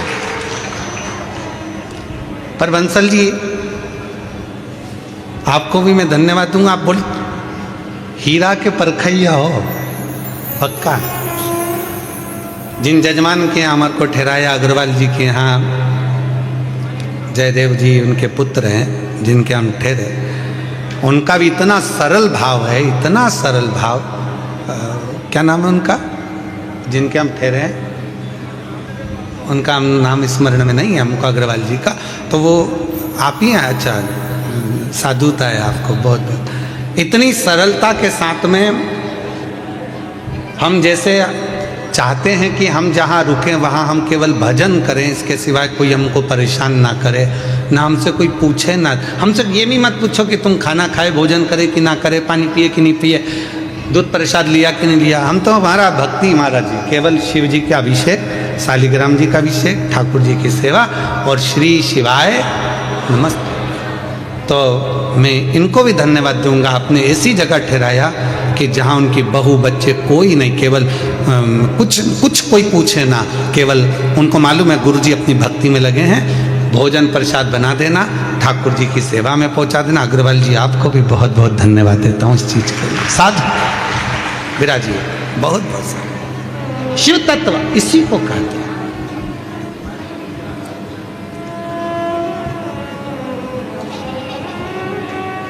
इसी को अविरल भक्ति कहते हैं। हाथ दिखाने वाले बहुत मिलेंगे और कहेंगे राजयोग बताओ, पर ऐसा कोई आज तक ज्योतिषाचार्य के पास में जाकर, कोई विद्वान पंडित जी के पास जाकर नहीं पूछा कि मेरे हाथ में राजयोग मत बताओ, मेरे हाथ में बता दो राम योग, शिव योग, मेरे हाथ में बता दो कृष्ण योग कब है, मुझे कब मेरे बड़ौदा में मेरे शंकर की कथा सुनने को मिलेगी, कब मेरा शंकर आएगा, कब मेरा भाग्य खुल जाएगा, कब मेरी किस्मत। और शबरी तुम्हारे पास में कौन कैसा विद्वान ज्योतिषाचार्य मिला मुझे हमें नहीं मालूम, पर माँ शबरी अम्बा के पास में, शबरी माता के पास में मातंग ऋषि थे। मातंग ऋषि से शबरी अम्बा ने पूछा मेरे भाग्य में बता दो राम का दर्शन कब होगा, राम का दर्शन।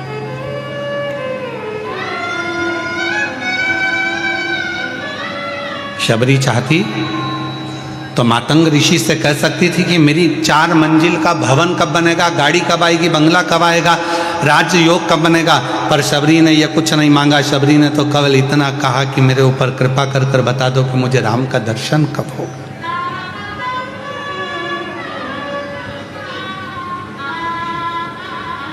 कब?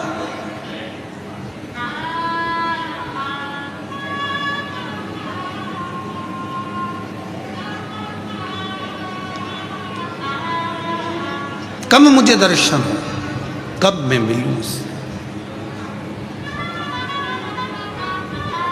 आप लोगों ने एक प्रसंग सुना होगा कि पंडित जी कहते हैं कि शंकर जी पे गंगा जल चढ़ा। अरे बोलो तो जम के, सुना है कि नहीं सुना? कई पंडित जी उन कहते हैं पूजन करने बैठे हो, गंगा का जल लाओ शंकर पे चढ़ाएंगे, गंगा जल लाओ शिव जी पे चढ़ाएंगे। कभी आपके मन में आया कि पंडित जी ने कहा कि गंगा का जल शिव जी को चढ़ाना है, गंगा का जल शंकर भगवान को चढ़ाना है? कभी विचार करा कि आपने पंडित जी से कहा, पंडित जी आप कह रहे हो कि गंगा का जल शिव जी को चढ़ाना है, पर गंगा तो शंकर भगवान के मस्तक पर बैठी हुई है, तो उनका जल उन्हीं को चढ़ाएंगे, यह कहाँ की रीति है? आप बोलो कि साधारण जल लिया, कुएं का जल लिया, बावड़ी का जल लिया, जाओ ये जल लेकर आओ शंकर भगवान को, पर आप कह रहे हो गंगा का जल चढ़ाएंगे। ये रीति कहाँ से आई? क्योंकि गंगा मैया जब शंकर भगवान की जटा में आकर बैठ गई, चारों तरफ से जटा बंद गई, गंगा अंदर रह गई, और रहने के बाद गंगा बाहर निकलने के लिए घूम रही है उसी जटा के अंदर। भागीरथ बाबा हाथ जोड़कर कहते हैं, भोले बाबा मेरे पूर्वजों के उद्धार के लिए गंगा को तो बाहर निकाल दो, वो तो पूरी की पूरी आप में समाहित हो गई। तब शंकर भगवान ने कहा, कौन कह रहा है कि गंगा को निकालना है? भागीरथ जी कहते हैं, मेरे पूर्वजों के लिए गंगा को निकाल दो, मैं गंगा को निकालने को तैयार हूं।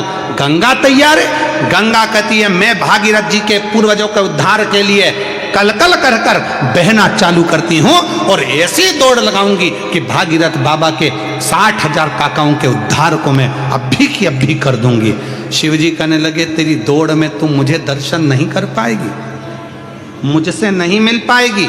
गंगा जी कहती हैं, मैं आपका दर्शन भी करूंगी और मिलूंगी भी। और गंगा को भगवान शंकर ने अपनी जटा से निकाला। बहती हुई गंगा भागीरथ बाबा के यहाँ 60,000 काकाओं के उद्धार के लिए पहुंच गई।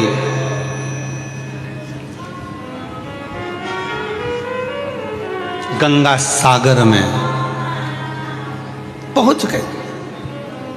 अब गंगा को शिव नहीं मिल रहा है, गंगा को शंकर का दर्शन नहीं हो रहा, गंगा शिव को देख नहीं पा रही है, गंगा शंकर के करीब नहीं रह पा रही है, गंगा शंकर भगवान का मुख नहीं देख पा रही है। नैनों से नीर बह रहा था। भगवान नारायण का दर्शन गंगा जी को हुआ। नारायण ने पूछा, क्यों गंगा कैसी हो?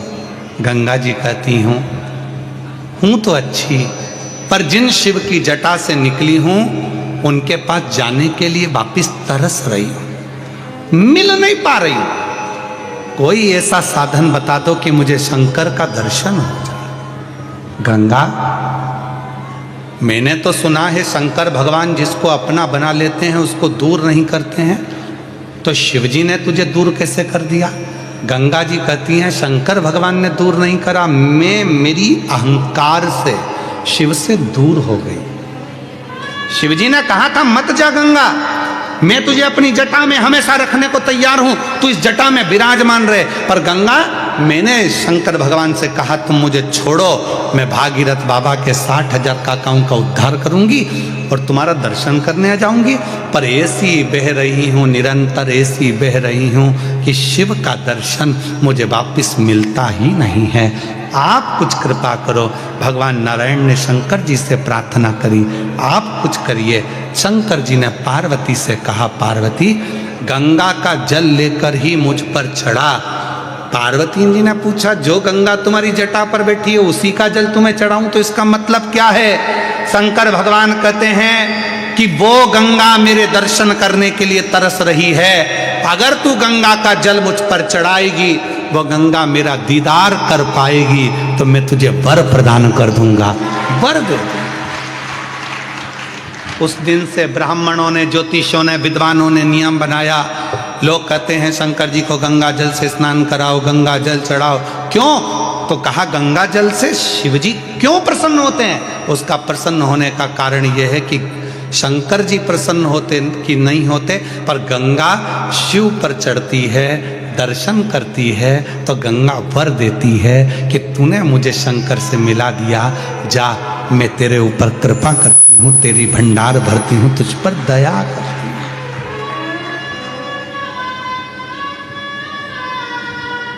कृपा करती हूँ, मैं तुझ पर दया करती हूँ। और मिलाने वाला कितना श्रेष्ठ होता है ये आप सबको मालूम है। मिलाने वाला,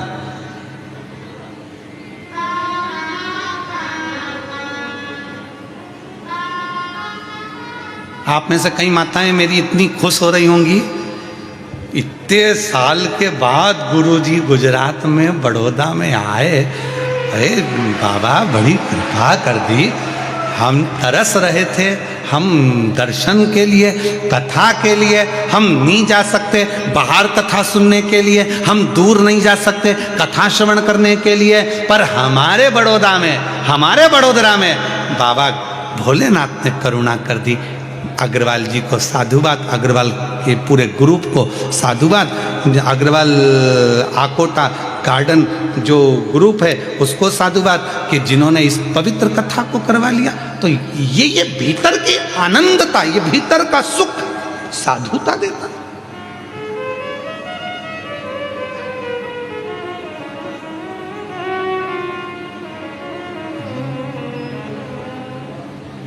और मैं हूँ प्रेम रोगी, मेरी दवा तो कराओ, जाओ जाओ जाओ किसी वेद को बुलाओ, मैं हूँ प्रेम। और इसी भजन को, इसी गीत को, फिल्म के इस गीत को हमने शिव पर गाने का स्मरण किया। मैं हूँ शिव रोगी, मेरी दवा। रुको रुको रुको रुको, पहले पत्र पढ़ते हैं, फिर इस प्रसंग पे बात करें। उसमें भी यही बात लिखी है, हमारी अम्मा को रोग लग गया।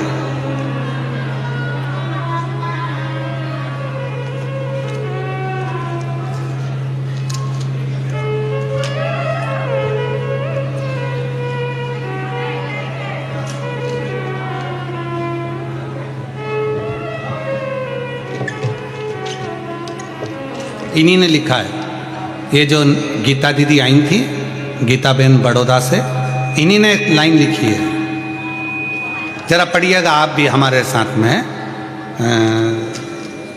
सब पढ़ना, जितने आस्था चैनल पर बेबी और जो एलईडी के सामने देख रहे हैं वो भी पढ़ना। इस लाइन को दिखाइए, थोड़ा बड़ा कर कर, थोड़ा बड़ा कर कर दिखाना। गुरुजी सबको चरस गांजा का नशा चढ़ता है और मेरी मम्मी को शिव महापुराण का नशा चढ़ा।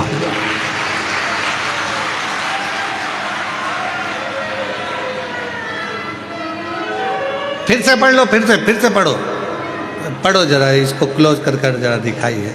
गुरुजी सबको चरस गांजा का नशा चढ़ता है और मेरी मम्मी को शिव महापुराण कथा का नशा चढ़ गया।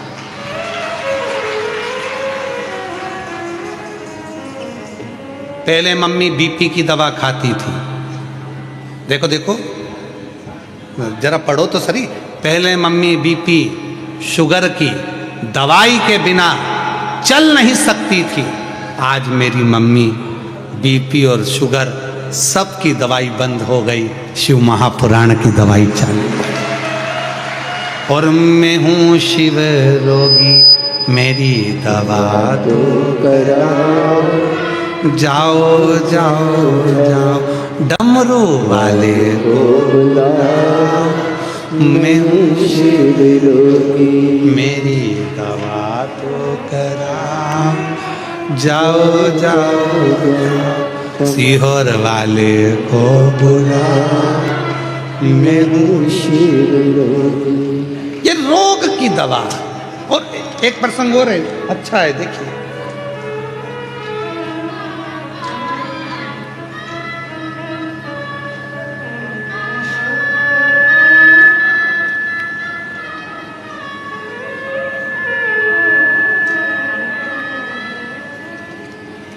गुरुजी मेरा प्रणाम, मेरा नाम शारदा पटेल है, मैं बड़ौदा से आई हूँ। शारदा पटेल कहीं बैठी हो तो हाथ हिला सकती हैं, बड़ौदा से हैं। और मेरा मोबाइल नंबर ये है गुरुजी 2021 से, कहीं बैठी हो शारदा जी पटेल तो हाथ हिला सकती हैं, आप ही हैं, आ जाइए, आ जाओ एक बेलपत्र। गुरुजी मेरी बेटी 2021 से अंदर से इतनी टूट चुकी थी कि उसका विश्वास हट गया था, सब कार्य में उसका मन हट गया था, बहुत हिम्मत हार गई थी। तब मैंने अपनी बेटी से कहा, एक लोटा जल चढ़ा, वो सीहोर वाला बाबा कहता है एक लोटा जल सारी समस्या का हल है। कुछ ना कुछ तो होगा। मेरी बेटी कहती है क्या शंकर पर जल चढ़ाने से मेरे दुख समाप्त हो जाएंगे? क्यों नहीं। जब बाबा पत्र पढ़ता है तो बाबा के सामने जो पत्र आते हैं उसमें भी तो दुख कटता है। तू भी आस लगाकर जल तो चढ़ा गुरुदेव। मेरी बेटी ने कहा जब तू इतनी बड़ी बात कहती है माँ तो पहले सीहोर जाऊंगी, रुद्राक्ष लाऊंगी। सीहोर गई, रुद्राक्ष लाई। रुद्राक्ष को मेरी बेटी ने अपने गले में पहना और जो मेरी बेटी ने अपने गले में धारण करा उसमें इतना बल आ गया कि जो जो कार्य करती है मेरी बेटी के सारे कार्य सफल होना प्रारंभ हो गए। आज मैं बाबा को प्रणाम करने, एक लाइन लिखी है, आप भी पढ़ो और उसको गुनगुनाओ। बहुत अच्छी लाइन है जो हम भी गुनगुनाते रहते कि लुटा दिया भंडार काशी और कर दिया माल काशी। क्या नहीं देता शिव, शंकर क्या नहीं प्रदान कर सकता? सर्वस्वता दे देता है, सर्वस्व। जो जैसी भावना लाया वो वैसा ही फल पाया। आप जिस भावना से आए हो, आप जिस विचार से आए हो, आप जिस शुद्ध भाव से आए हो वो आपके ऊपर निर्भर करता है। इसीलिए शिव महापुराण की कथा कहती है कथा सुनने आना। हमको मालूम है कि पंडाल में जगह नहीं मिलने वाली, हो सकता है ट्रैफिक में फंसोगे, थोड़ा लेट होगे, थोड़ा देर होगा, समय लगेगा, तो अपने साथ एक छाता, पानी की 2 बाटल लाए हो। सब लोग जम के बोलो जरा, पानी की अगर 2 बाटल लाए हो तो फिर पानी बांटने वाला आ रहा है तो बार बार उठ के खड़े क्यों हो रहे हो?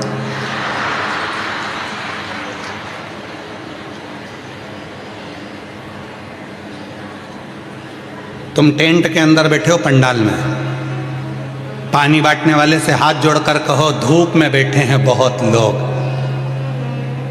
हजारों लोग धूप में बैठे हैं। एक काम करो, ये पानी की बाटल हमें नहीं, वो धूप में जो बैठे हैं छाता भी नहीं लगा पाए हैं उनको ले जाकर बांटो, उनको दो। और जितने श्रोता शिव महापुराण की कथा को सुनने के लिए आ रहे हैं उनसे निवेदन है बिछाने का साथ लाओ, ओढ़ने का साथ लाओ, पानी की 2 बाटल लाओ और एक अपना टेंट अपने साथ, एक छाता अपने साथ लेकर चलो। छाता अपने साथ लेकर चलो। सुनो दिल से। और जितने बड़ौदा के श्रोता हैं जो सुनने वाले हैं उनसे निवेदन है जब कथा में आओ तो अपनी अड़ोसन पड़ोसन और पीछे वाली धड़ोसन के लिए थोड़ा थोड़ा थेपला,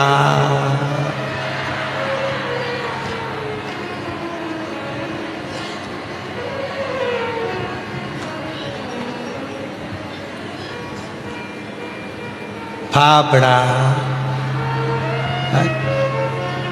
जो भी तुम घर में बनाती हो भोजन आदि को थोड़ा अपने शिव भक्तों का मुख झूठा कराने के लिए अवश्य लेकर चलो। कहते हैं शिव महापुराण की कथा में केवल श्रोता नहीं आते, शिव महापुराण की कथा में 33 कोटि देवता सुनने के लिए आते हैं। उनका मुख झूठा, उसका फल है, उसका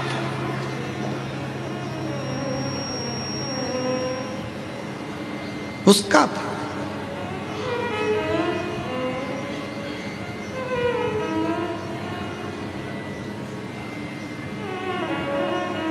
शिव कथा कह रही है भगवान शंकर का चरित्र का। पूछो भगवान, ये मेरे हाथ में राजयोग भले ना हो पर शिव योग होना चाहिए। मुझे शंकर का दर्शन चाहिए, मुझे राम का दर्शन चाहिए, मुझे कृष्ण का दर्शन चाहिए। बताओ मेरे भाग्य में है कि मेरी किस्मत में है?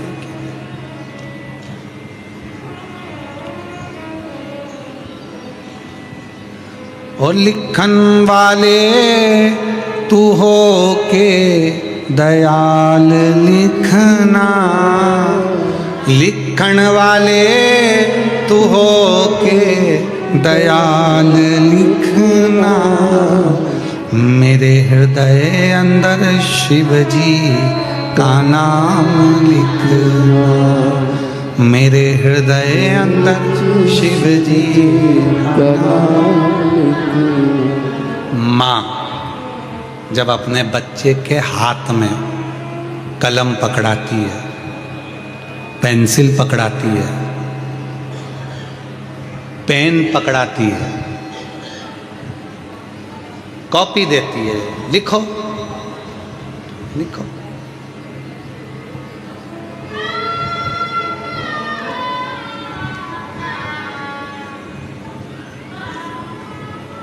बच्चे को लिखना आता है?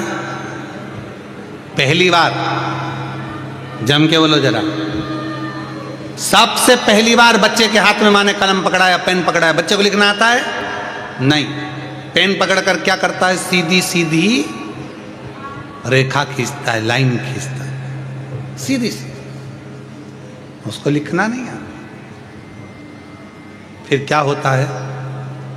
जब वो लाइन खींचना चालू होता है तो माँ उसका हाथ पकड़ती है, फिर उसी लाइन पर माँ उससे अक्षर लिखवाती है। बोलो सही है कि गलत है?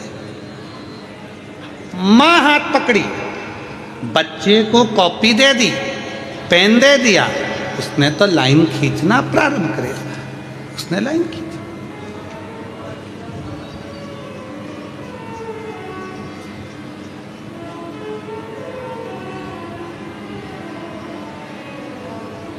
माँ ने हाथ पकड़ा और उसको खिंचाना प्रारंभ करा।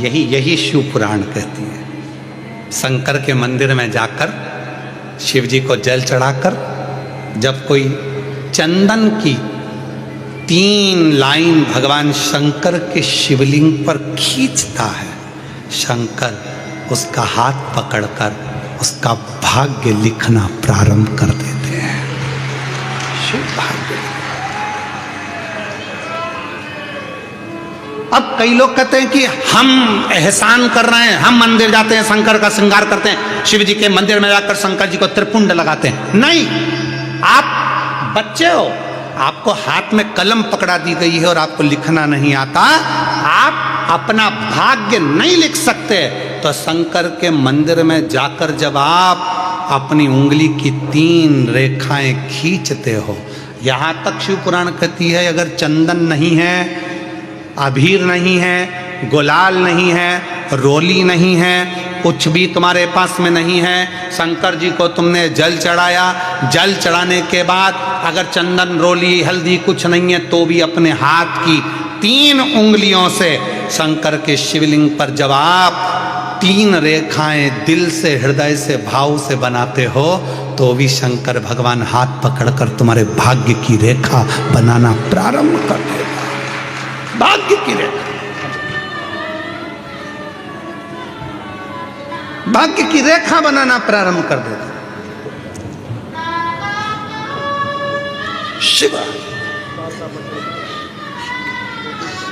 रोती नहीं बेटा, आंसू पोछो ले, आंसू पोछो बेटा, आंसू पोछो।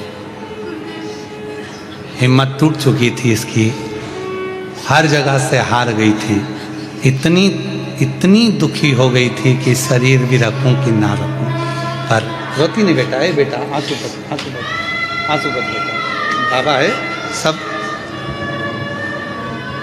इतनी टूट चुकी थी कि बाबा ने फिर गई सीहोर, रुद्राक्ष मांग कर लाई, कंकर शंकर पूजी आई, गले में धारण कर लिया। बस अब बाबा के भरोसे रहती है। इतनी हिम्मत आ गई कि दुनिया से लड़ सकती है और आगे बढ़ सकती है। खुश शिव शिव।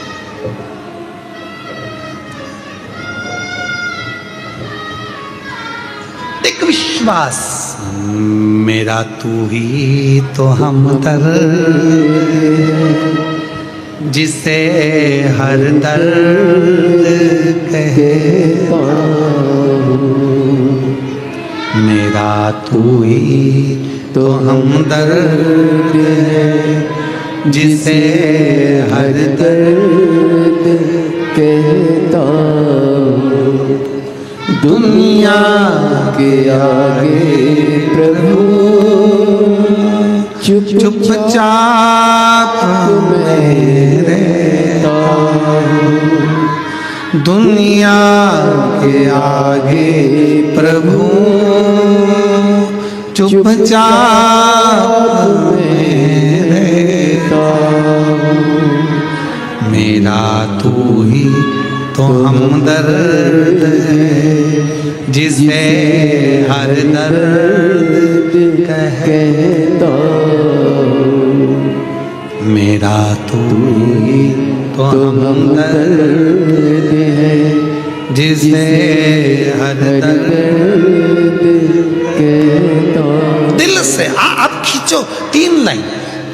ब्रह्मा विष्णु महेश की 3 सलाखाएं जब शिव जी के शिवलिंग पर लगाई जाती है, यहां तक शिव पुराण कहती है अगर हम शंकर भगवान के शिवलिंग को जल चढ़ाकर 3 रेखाएं भी ना खींच सकें तो अपने हाथ की 3 उंगली का यदि स्पर्श मात्र भी शिवलिंग पर कर देते हैं तो ब्रह्मा विष्णु और महेश की करुणा हमारे ऊपर होना प्रारंभ हो जाती है। यहां तक शिव पुराण का, यहां तक। क्यों कहते हैं आपसे? शिव महापुराण की कथा सुनने के बाद जब आरती हो, आरती होने के बाद कर्पूर गौरम होने के बाद जब आप अपने घर को जाओ, हमारा तो निवेदन है जिसको बीच में अगर कथा चलते में बीच में घर जाना रहता है तो उसको कथा में आना भी नहीं चाहिए। अगर आपको कथा के बीच में उठना है, घर जाना है, हाँ नहीं मैं 1 बजे से 4 बजे तक कथा है, मुझे 3 बजे घर जाना है, तो कथा में मत आओ। आप अपने घर पे टीवी में कथा सुनो, अपनी जिंदगी का आनंद पाओ। कौन कह रहा है कि जाओ? 1 बजे से 4 बजे तक कथा है तो 4 बजे जब कथा विराम हो, आरती हो, वहाँ की मिट्टी को अपने हृदय से लगाओ, मस्तक से लगाओ, प्रणाम कर कर बाबा से झोली पसार कर विनय करो, बाबा तेरी कृपा से बड़ी मुश्किल से कथा मिली है, ना जाने बड़ौदा में तू फिर कब आएगा, कब कृपा करेगा, ना जाने कौन सी मेरी किस्मत पलटाना होगी जो तू मुझे कथा के पंडाल में ले आया। अगर तू नहीं बुलाता तो मेरे घर में कोई ना कोई उलझन आ जाती, नहीं आ पाती, कोई विवाह शादी में चली जाती, कोई टेंशन में पड़ जाती, कथा में नहीं पहुंच पाती। पर तूने मुझे बुलाने के लिए सारी चिंताएं समाप्त कर दी और मुझे बुलाया है। मैं समझ गई शादी में अगर कोई किसी को बुलाता है तो विदाई में कुछ ना कुछ देकर भेजता है, तूने मुझे कथा में बुलाया तो तू भी कुछ ना कुछ देकर जरूर भेजेगा। ये निश्चित है।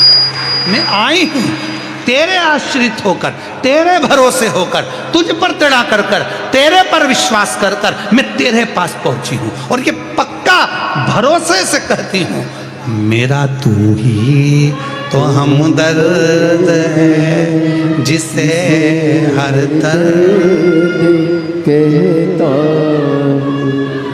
नहीं आती बच्चों को लिखना नहीं आता पर लाइन खींचना तो आता है। बच्चा दीवार पे लाइन खींच देता है, बच्चा कॉपी में लाइन खींच देता है, माँ हाथ पकड़कर उस बच्चे को लिखना सिखा देती है। उसी तरह जो शंकर के मंदिर में जाकर 1 लोटा जल चढ़ाना प्रारंभ करता है, 3 रेखाएं खींचना प्रारंभ करता है, चंदन लगाकर त्रिपुंड बनाना प्रारंभ करता है, बाबा उसके भी जीवन में सुख हाथ पकड़कर देना प्रारंभ कर देता है।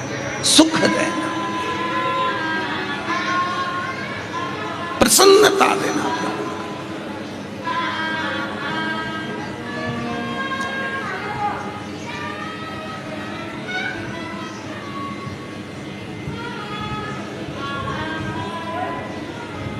कहो उससे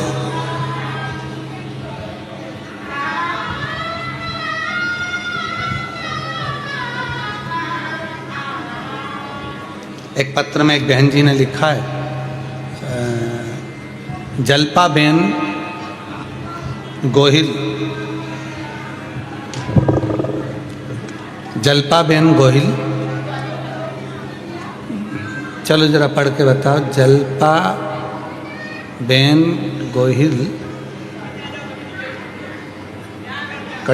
कनाज पंचमहाल गुजरात से हैं। कहीं बैठी हों आप ही हैं? हाथ हिला दो एक बार। हाँ वापिस हाथ हिला दो एक बार। जल्पाबेन गोहिल कणाज पंचमहाल गुजरात से हैं। दो माताएं हैं, जिनका नाम ये है जलपाबेन। कौन सी हैं? जलपाबेन हाथ हिलाएं। जलपाबेन गोहिल, हाथ हिलाइएगा। हाँ ठीक है, दिख गए, आ जाइए। एक लोटे जल का शिवरात्रि के दिन गेहूं के उपाय का आपने बताया था गुरुदेव। गुरुदेव, मेरी माँ को एक बीमारी है, पॉलीसीथीमिया कर एक बीमारी होती है जिसमें ब्लड चढ़ाया जाता है। डॉक्टर के हिसाब से वो बीमारी कभी समाप्त नहीं होती, अंतिम सांस तक रहती है। पर गुरुदेव, आपने कहा था कि पंडाल में बैठकर कथा सुनो, आखिरी में पंडाल की मिट्टी को अपने शरीर पर लगाकर जाओ, बाबा आपके दुख को दूर जरूर करेगा। गुरुदेव, मैंने सूरत डिंडोली के दूसरे दिन की कथा पंडाल में बैठकर सुनी और मेरी माता को मैंने वो मिट्टी ले जाकर दी और मम्मी ने शरीर पर लगाई। आज बाबा को धन्यवाद देने के लिए आई हूँ कि मेरी मम्मी की वो पॉलीसीथीमिया की बीमारी पूरी की पूरी समाप्त हो गई और बाबा की कृपा से मेरी मम्मी पूरी ठीक हो गई। गुरुदेव, बाबा बाबा है, देने में कमी नहीं करता, वो इतना देता है गुरुदेव कि जो मांगो वो प्रदान कर देता है। मैं बाबा को नमन करने आऊँ। एक लाइन अच्छी लिखी है कि लुटा दिया भंडार काशी वाले ने, कर दिया माला काशी। शिव से, हृदय से, भाव से, निर्मलता से और हृदय की शुद्ध भाव से जो हम कहते हैं वो शिव स्वीकार करता है, शंकर भगवान स्वीकार करते हैं। देवराज नाम के ब्राह्मण को जब भगवान देता है तो कुछ ना कुछ अच्छा करने का प्रयास करता है। वो शिव मंदिर में पहुंच गया, शंकर भगवान ने हाथ पकड़ा, उसके प्राण छूटने का समय था। बेल पत्र के वृक्ष के नीचे उसके प्राण छूटे, बेल वृक्ष।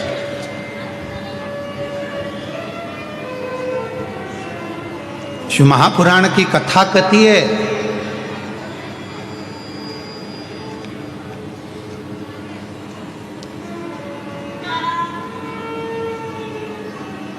मरने से पहले अपने सिर का ऋण चुका देना चाहिए।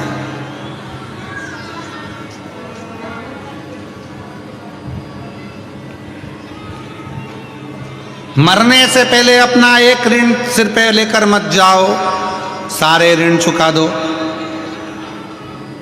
निवेदन है, तुम्हारे मरने पर तुम्हारे अंतिम संस्कार में जितनी लकड़ी लगे कम से कम उतने पेड़ पृथ्वी पर लगाकर तो जाओ, उतना वृक्षारोपण कर तो जाओ। मरोगे, चिता में अग्नि लगेगी, अग्नि के लिए लकड़ी चाहिए, कितने पेड़ों की लकड़ियां तुम्हारे शरीर को जलाएगी।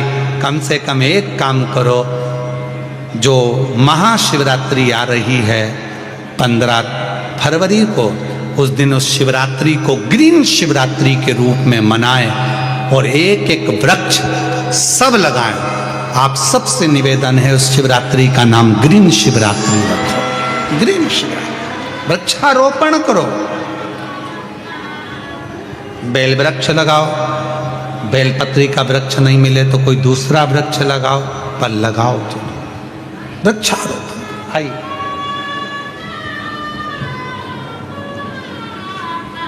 शंभु। ये मेरी मम्मी है और मेरे 2 बच्चे हैं, उसमें लिखा है 10वीं में 95% आए। ठीक है ना? अभी और 12वीं की तैयारी कर रहा है और बेटी 10वीं में है, एक बार उसके दिल के कमसी और 5 बार जाके आए। वाह, तो बोलना हमें भी कथा करानी है गाँव में। शंभु शंभु भंडार पर दे बाबा, शिव कृपा।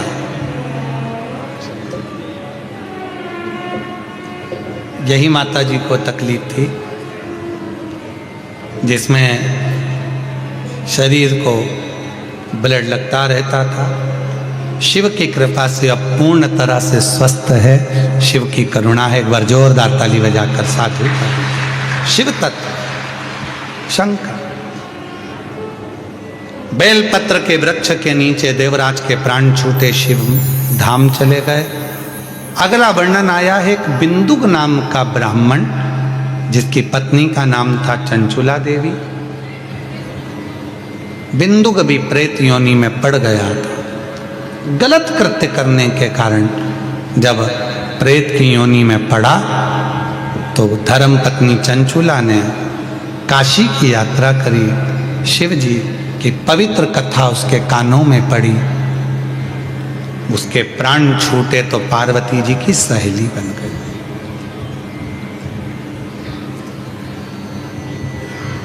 बिंदुक को प्रेत की योनि में देखकर चंचुला का मन बड़ा दुखी था। मेरे पति को मुक्ति कैसे मिले, मोक्ष कैसे मिले? कहा एक साधन हो सकता है। पार्वती जी ने कहा यदि तुम अपने पति की मुक्ति के लिए, मोक्ष के लिए शिव महापुराण की कथा को श्रवण करोगे, भगवान शंकर की कथा को सुनोगे तो तुम्हारे पति के मुक्ति जरूर। कथा कौन सुनाए? शिव कथा शंकर भगवान का कोई शिव भक्त शिव की कृपा से अगर जन्म लेता है और शिव कथा सुनाता है तो कथा सुख प्रदान करने वाली होती है। तो कथा कैसे सुने, कौन सुनाए? तो कहा शंकर भगवान के एक परम प्रिय भक्त हैं जिनका नाम है तुमरुका। तुमरुका ऐसे तुमरुका जी हैं जिनका शरीर मनुष्य का है और मुख घोड़े का है। एक हाथ में करताल, एक हाथ में वीणा लिए हुए हैं और शिव जी के नाम का गुणगान करते रहते। तुमरुका जी को लोग दक्षिण में मंदिर के दरवाजे पर एक साइड नारद जी की मूर्ति, एक साइड तुमरुका जी की मूर्ति का दर्शन आप लोग करते हैं।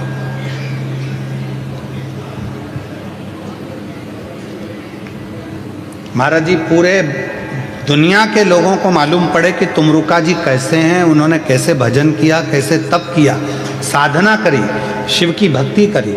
उन तुमरुका जी की पूरी लीलाओं का कॉरिडोर हम कुबरेश्वर धाम पर बाबा की कृपा से बनवा रहे हैं, जिसमें बच्चे बच्चे को तुमरुका जी का महत्व मालूम पड़ेगा। एक एक महिला, एक एक पुरुष, जीजी जीजा जब दर्शन करने के लिए आएंगे तो उनको मालूम पड़ेगा कि तुमरुका जी ने कैसे कथा सुनाई, कैसे तुमरुका जी ने देवऋषि नारद के भांजे पर्वत मुनि को तप करवाया, कैसे साधना करा। उस सारी लीलाओं का दर्शन पूरी दुनिया में केवल एक ही जगह सीहोर कुबरेश्वर धाम पर तुमरुका कॉरिडोर में। समय लगेगा भी इसको बनने में लगभग, पर शिव कृपा से बन और आप सबका सहयोग रहा तो जल्दी से जल्दी बनकर तैयार होगा, ये भी निश्चित है शिव कृपा से। चंचुला देवी ने शिव पार्वती से विनय कर कर शंकर भगवान, पार्वती माता, ईश्वर जी, गोरा जी बने, गणागौर बनकर चले और सुंदर आनंद के साथ में शिव महापुराण की कथा प्रारंभ होती है। ईश्वर जी, गोरा जी आ रहे हैं, जोरदार ताली बजाकर स्वागत करें, वंदन करें, अभिनंदन करें। भगवान शिव की यह पवित्र कथा 7 दिवसीय शिव महापुराण की कथा बड़ौदा में चल रही है।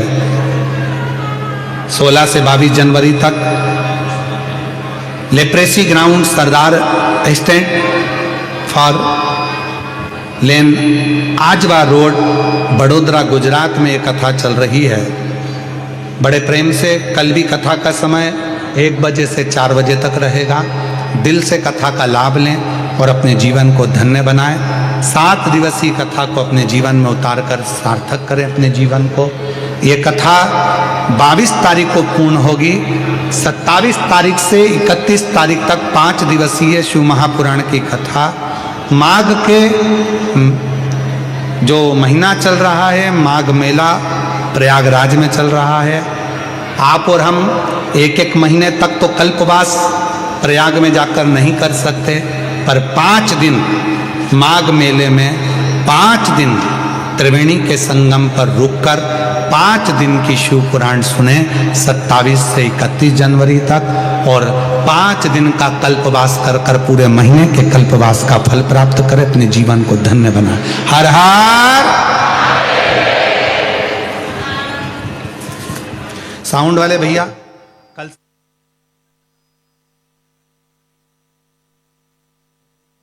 सभी भक्तों को हर हर महादेव साधा जय श्री कृष्णा श्री शिवाय नमस्तुभ्यम। व्यासपीठ को नमन करते हुए हम सबके प्रिय, हम सबके लाडले ठाकुर कल्लू जी महाराज के चरणों में नमन करते हुए परम सत्य परम आदरणीय विश्वविख्यात पूज्य गुरुदेव के पावन चरणों को नमन करते हुए और आप सभी शिव भक्तों के चरणों में नमन करते हुए सुंदर आज हम सभी ने प्रथम दिवस की कथा श्रवण करी। कल दूसरे दिवस की कथा यही दोपहर 1 बजे से 4 बजे तक हम सभी श्रवण, प्रथम दिवस की कथा श्रवण करी। कल दूसरे दिवस की कथा यही दोपहर 1 बजे से 4 बजे तक हम सभी श्रवण कर कर अपने जीवन को कृतार्थ में करेंगे, आनंद में करेंगे। सुंदर आरती का समय भी हो चुका है। आरती में जिन भक्तों के नाम मंच से लिए जाएंगे वे अति शीघ्र मंच पर पधारें। श्री महेश भाई जी बंसल, श्री मुकुट भाई जी अग्रवाल, श्री सुकुल जी अग्रवाल,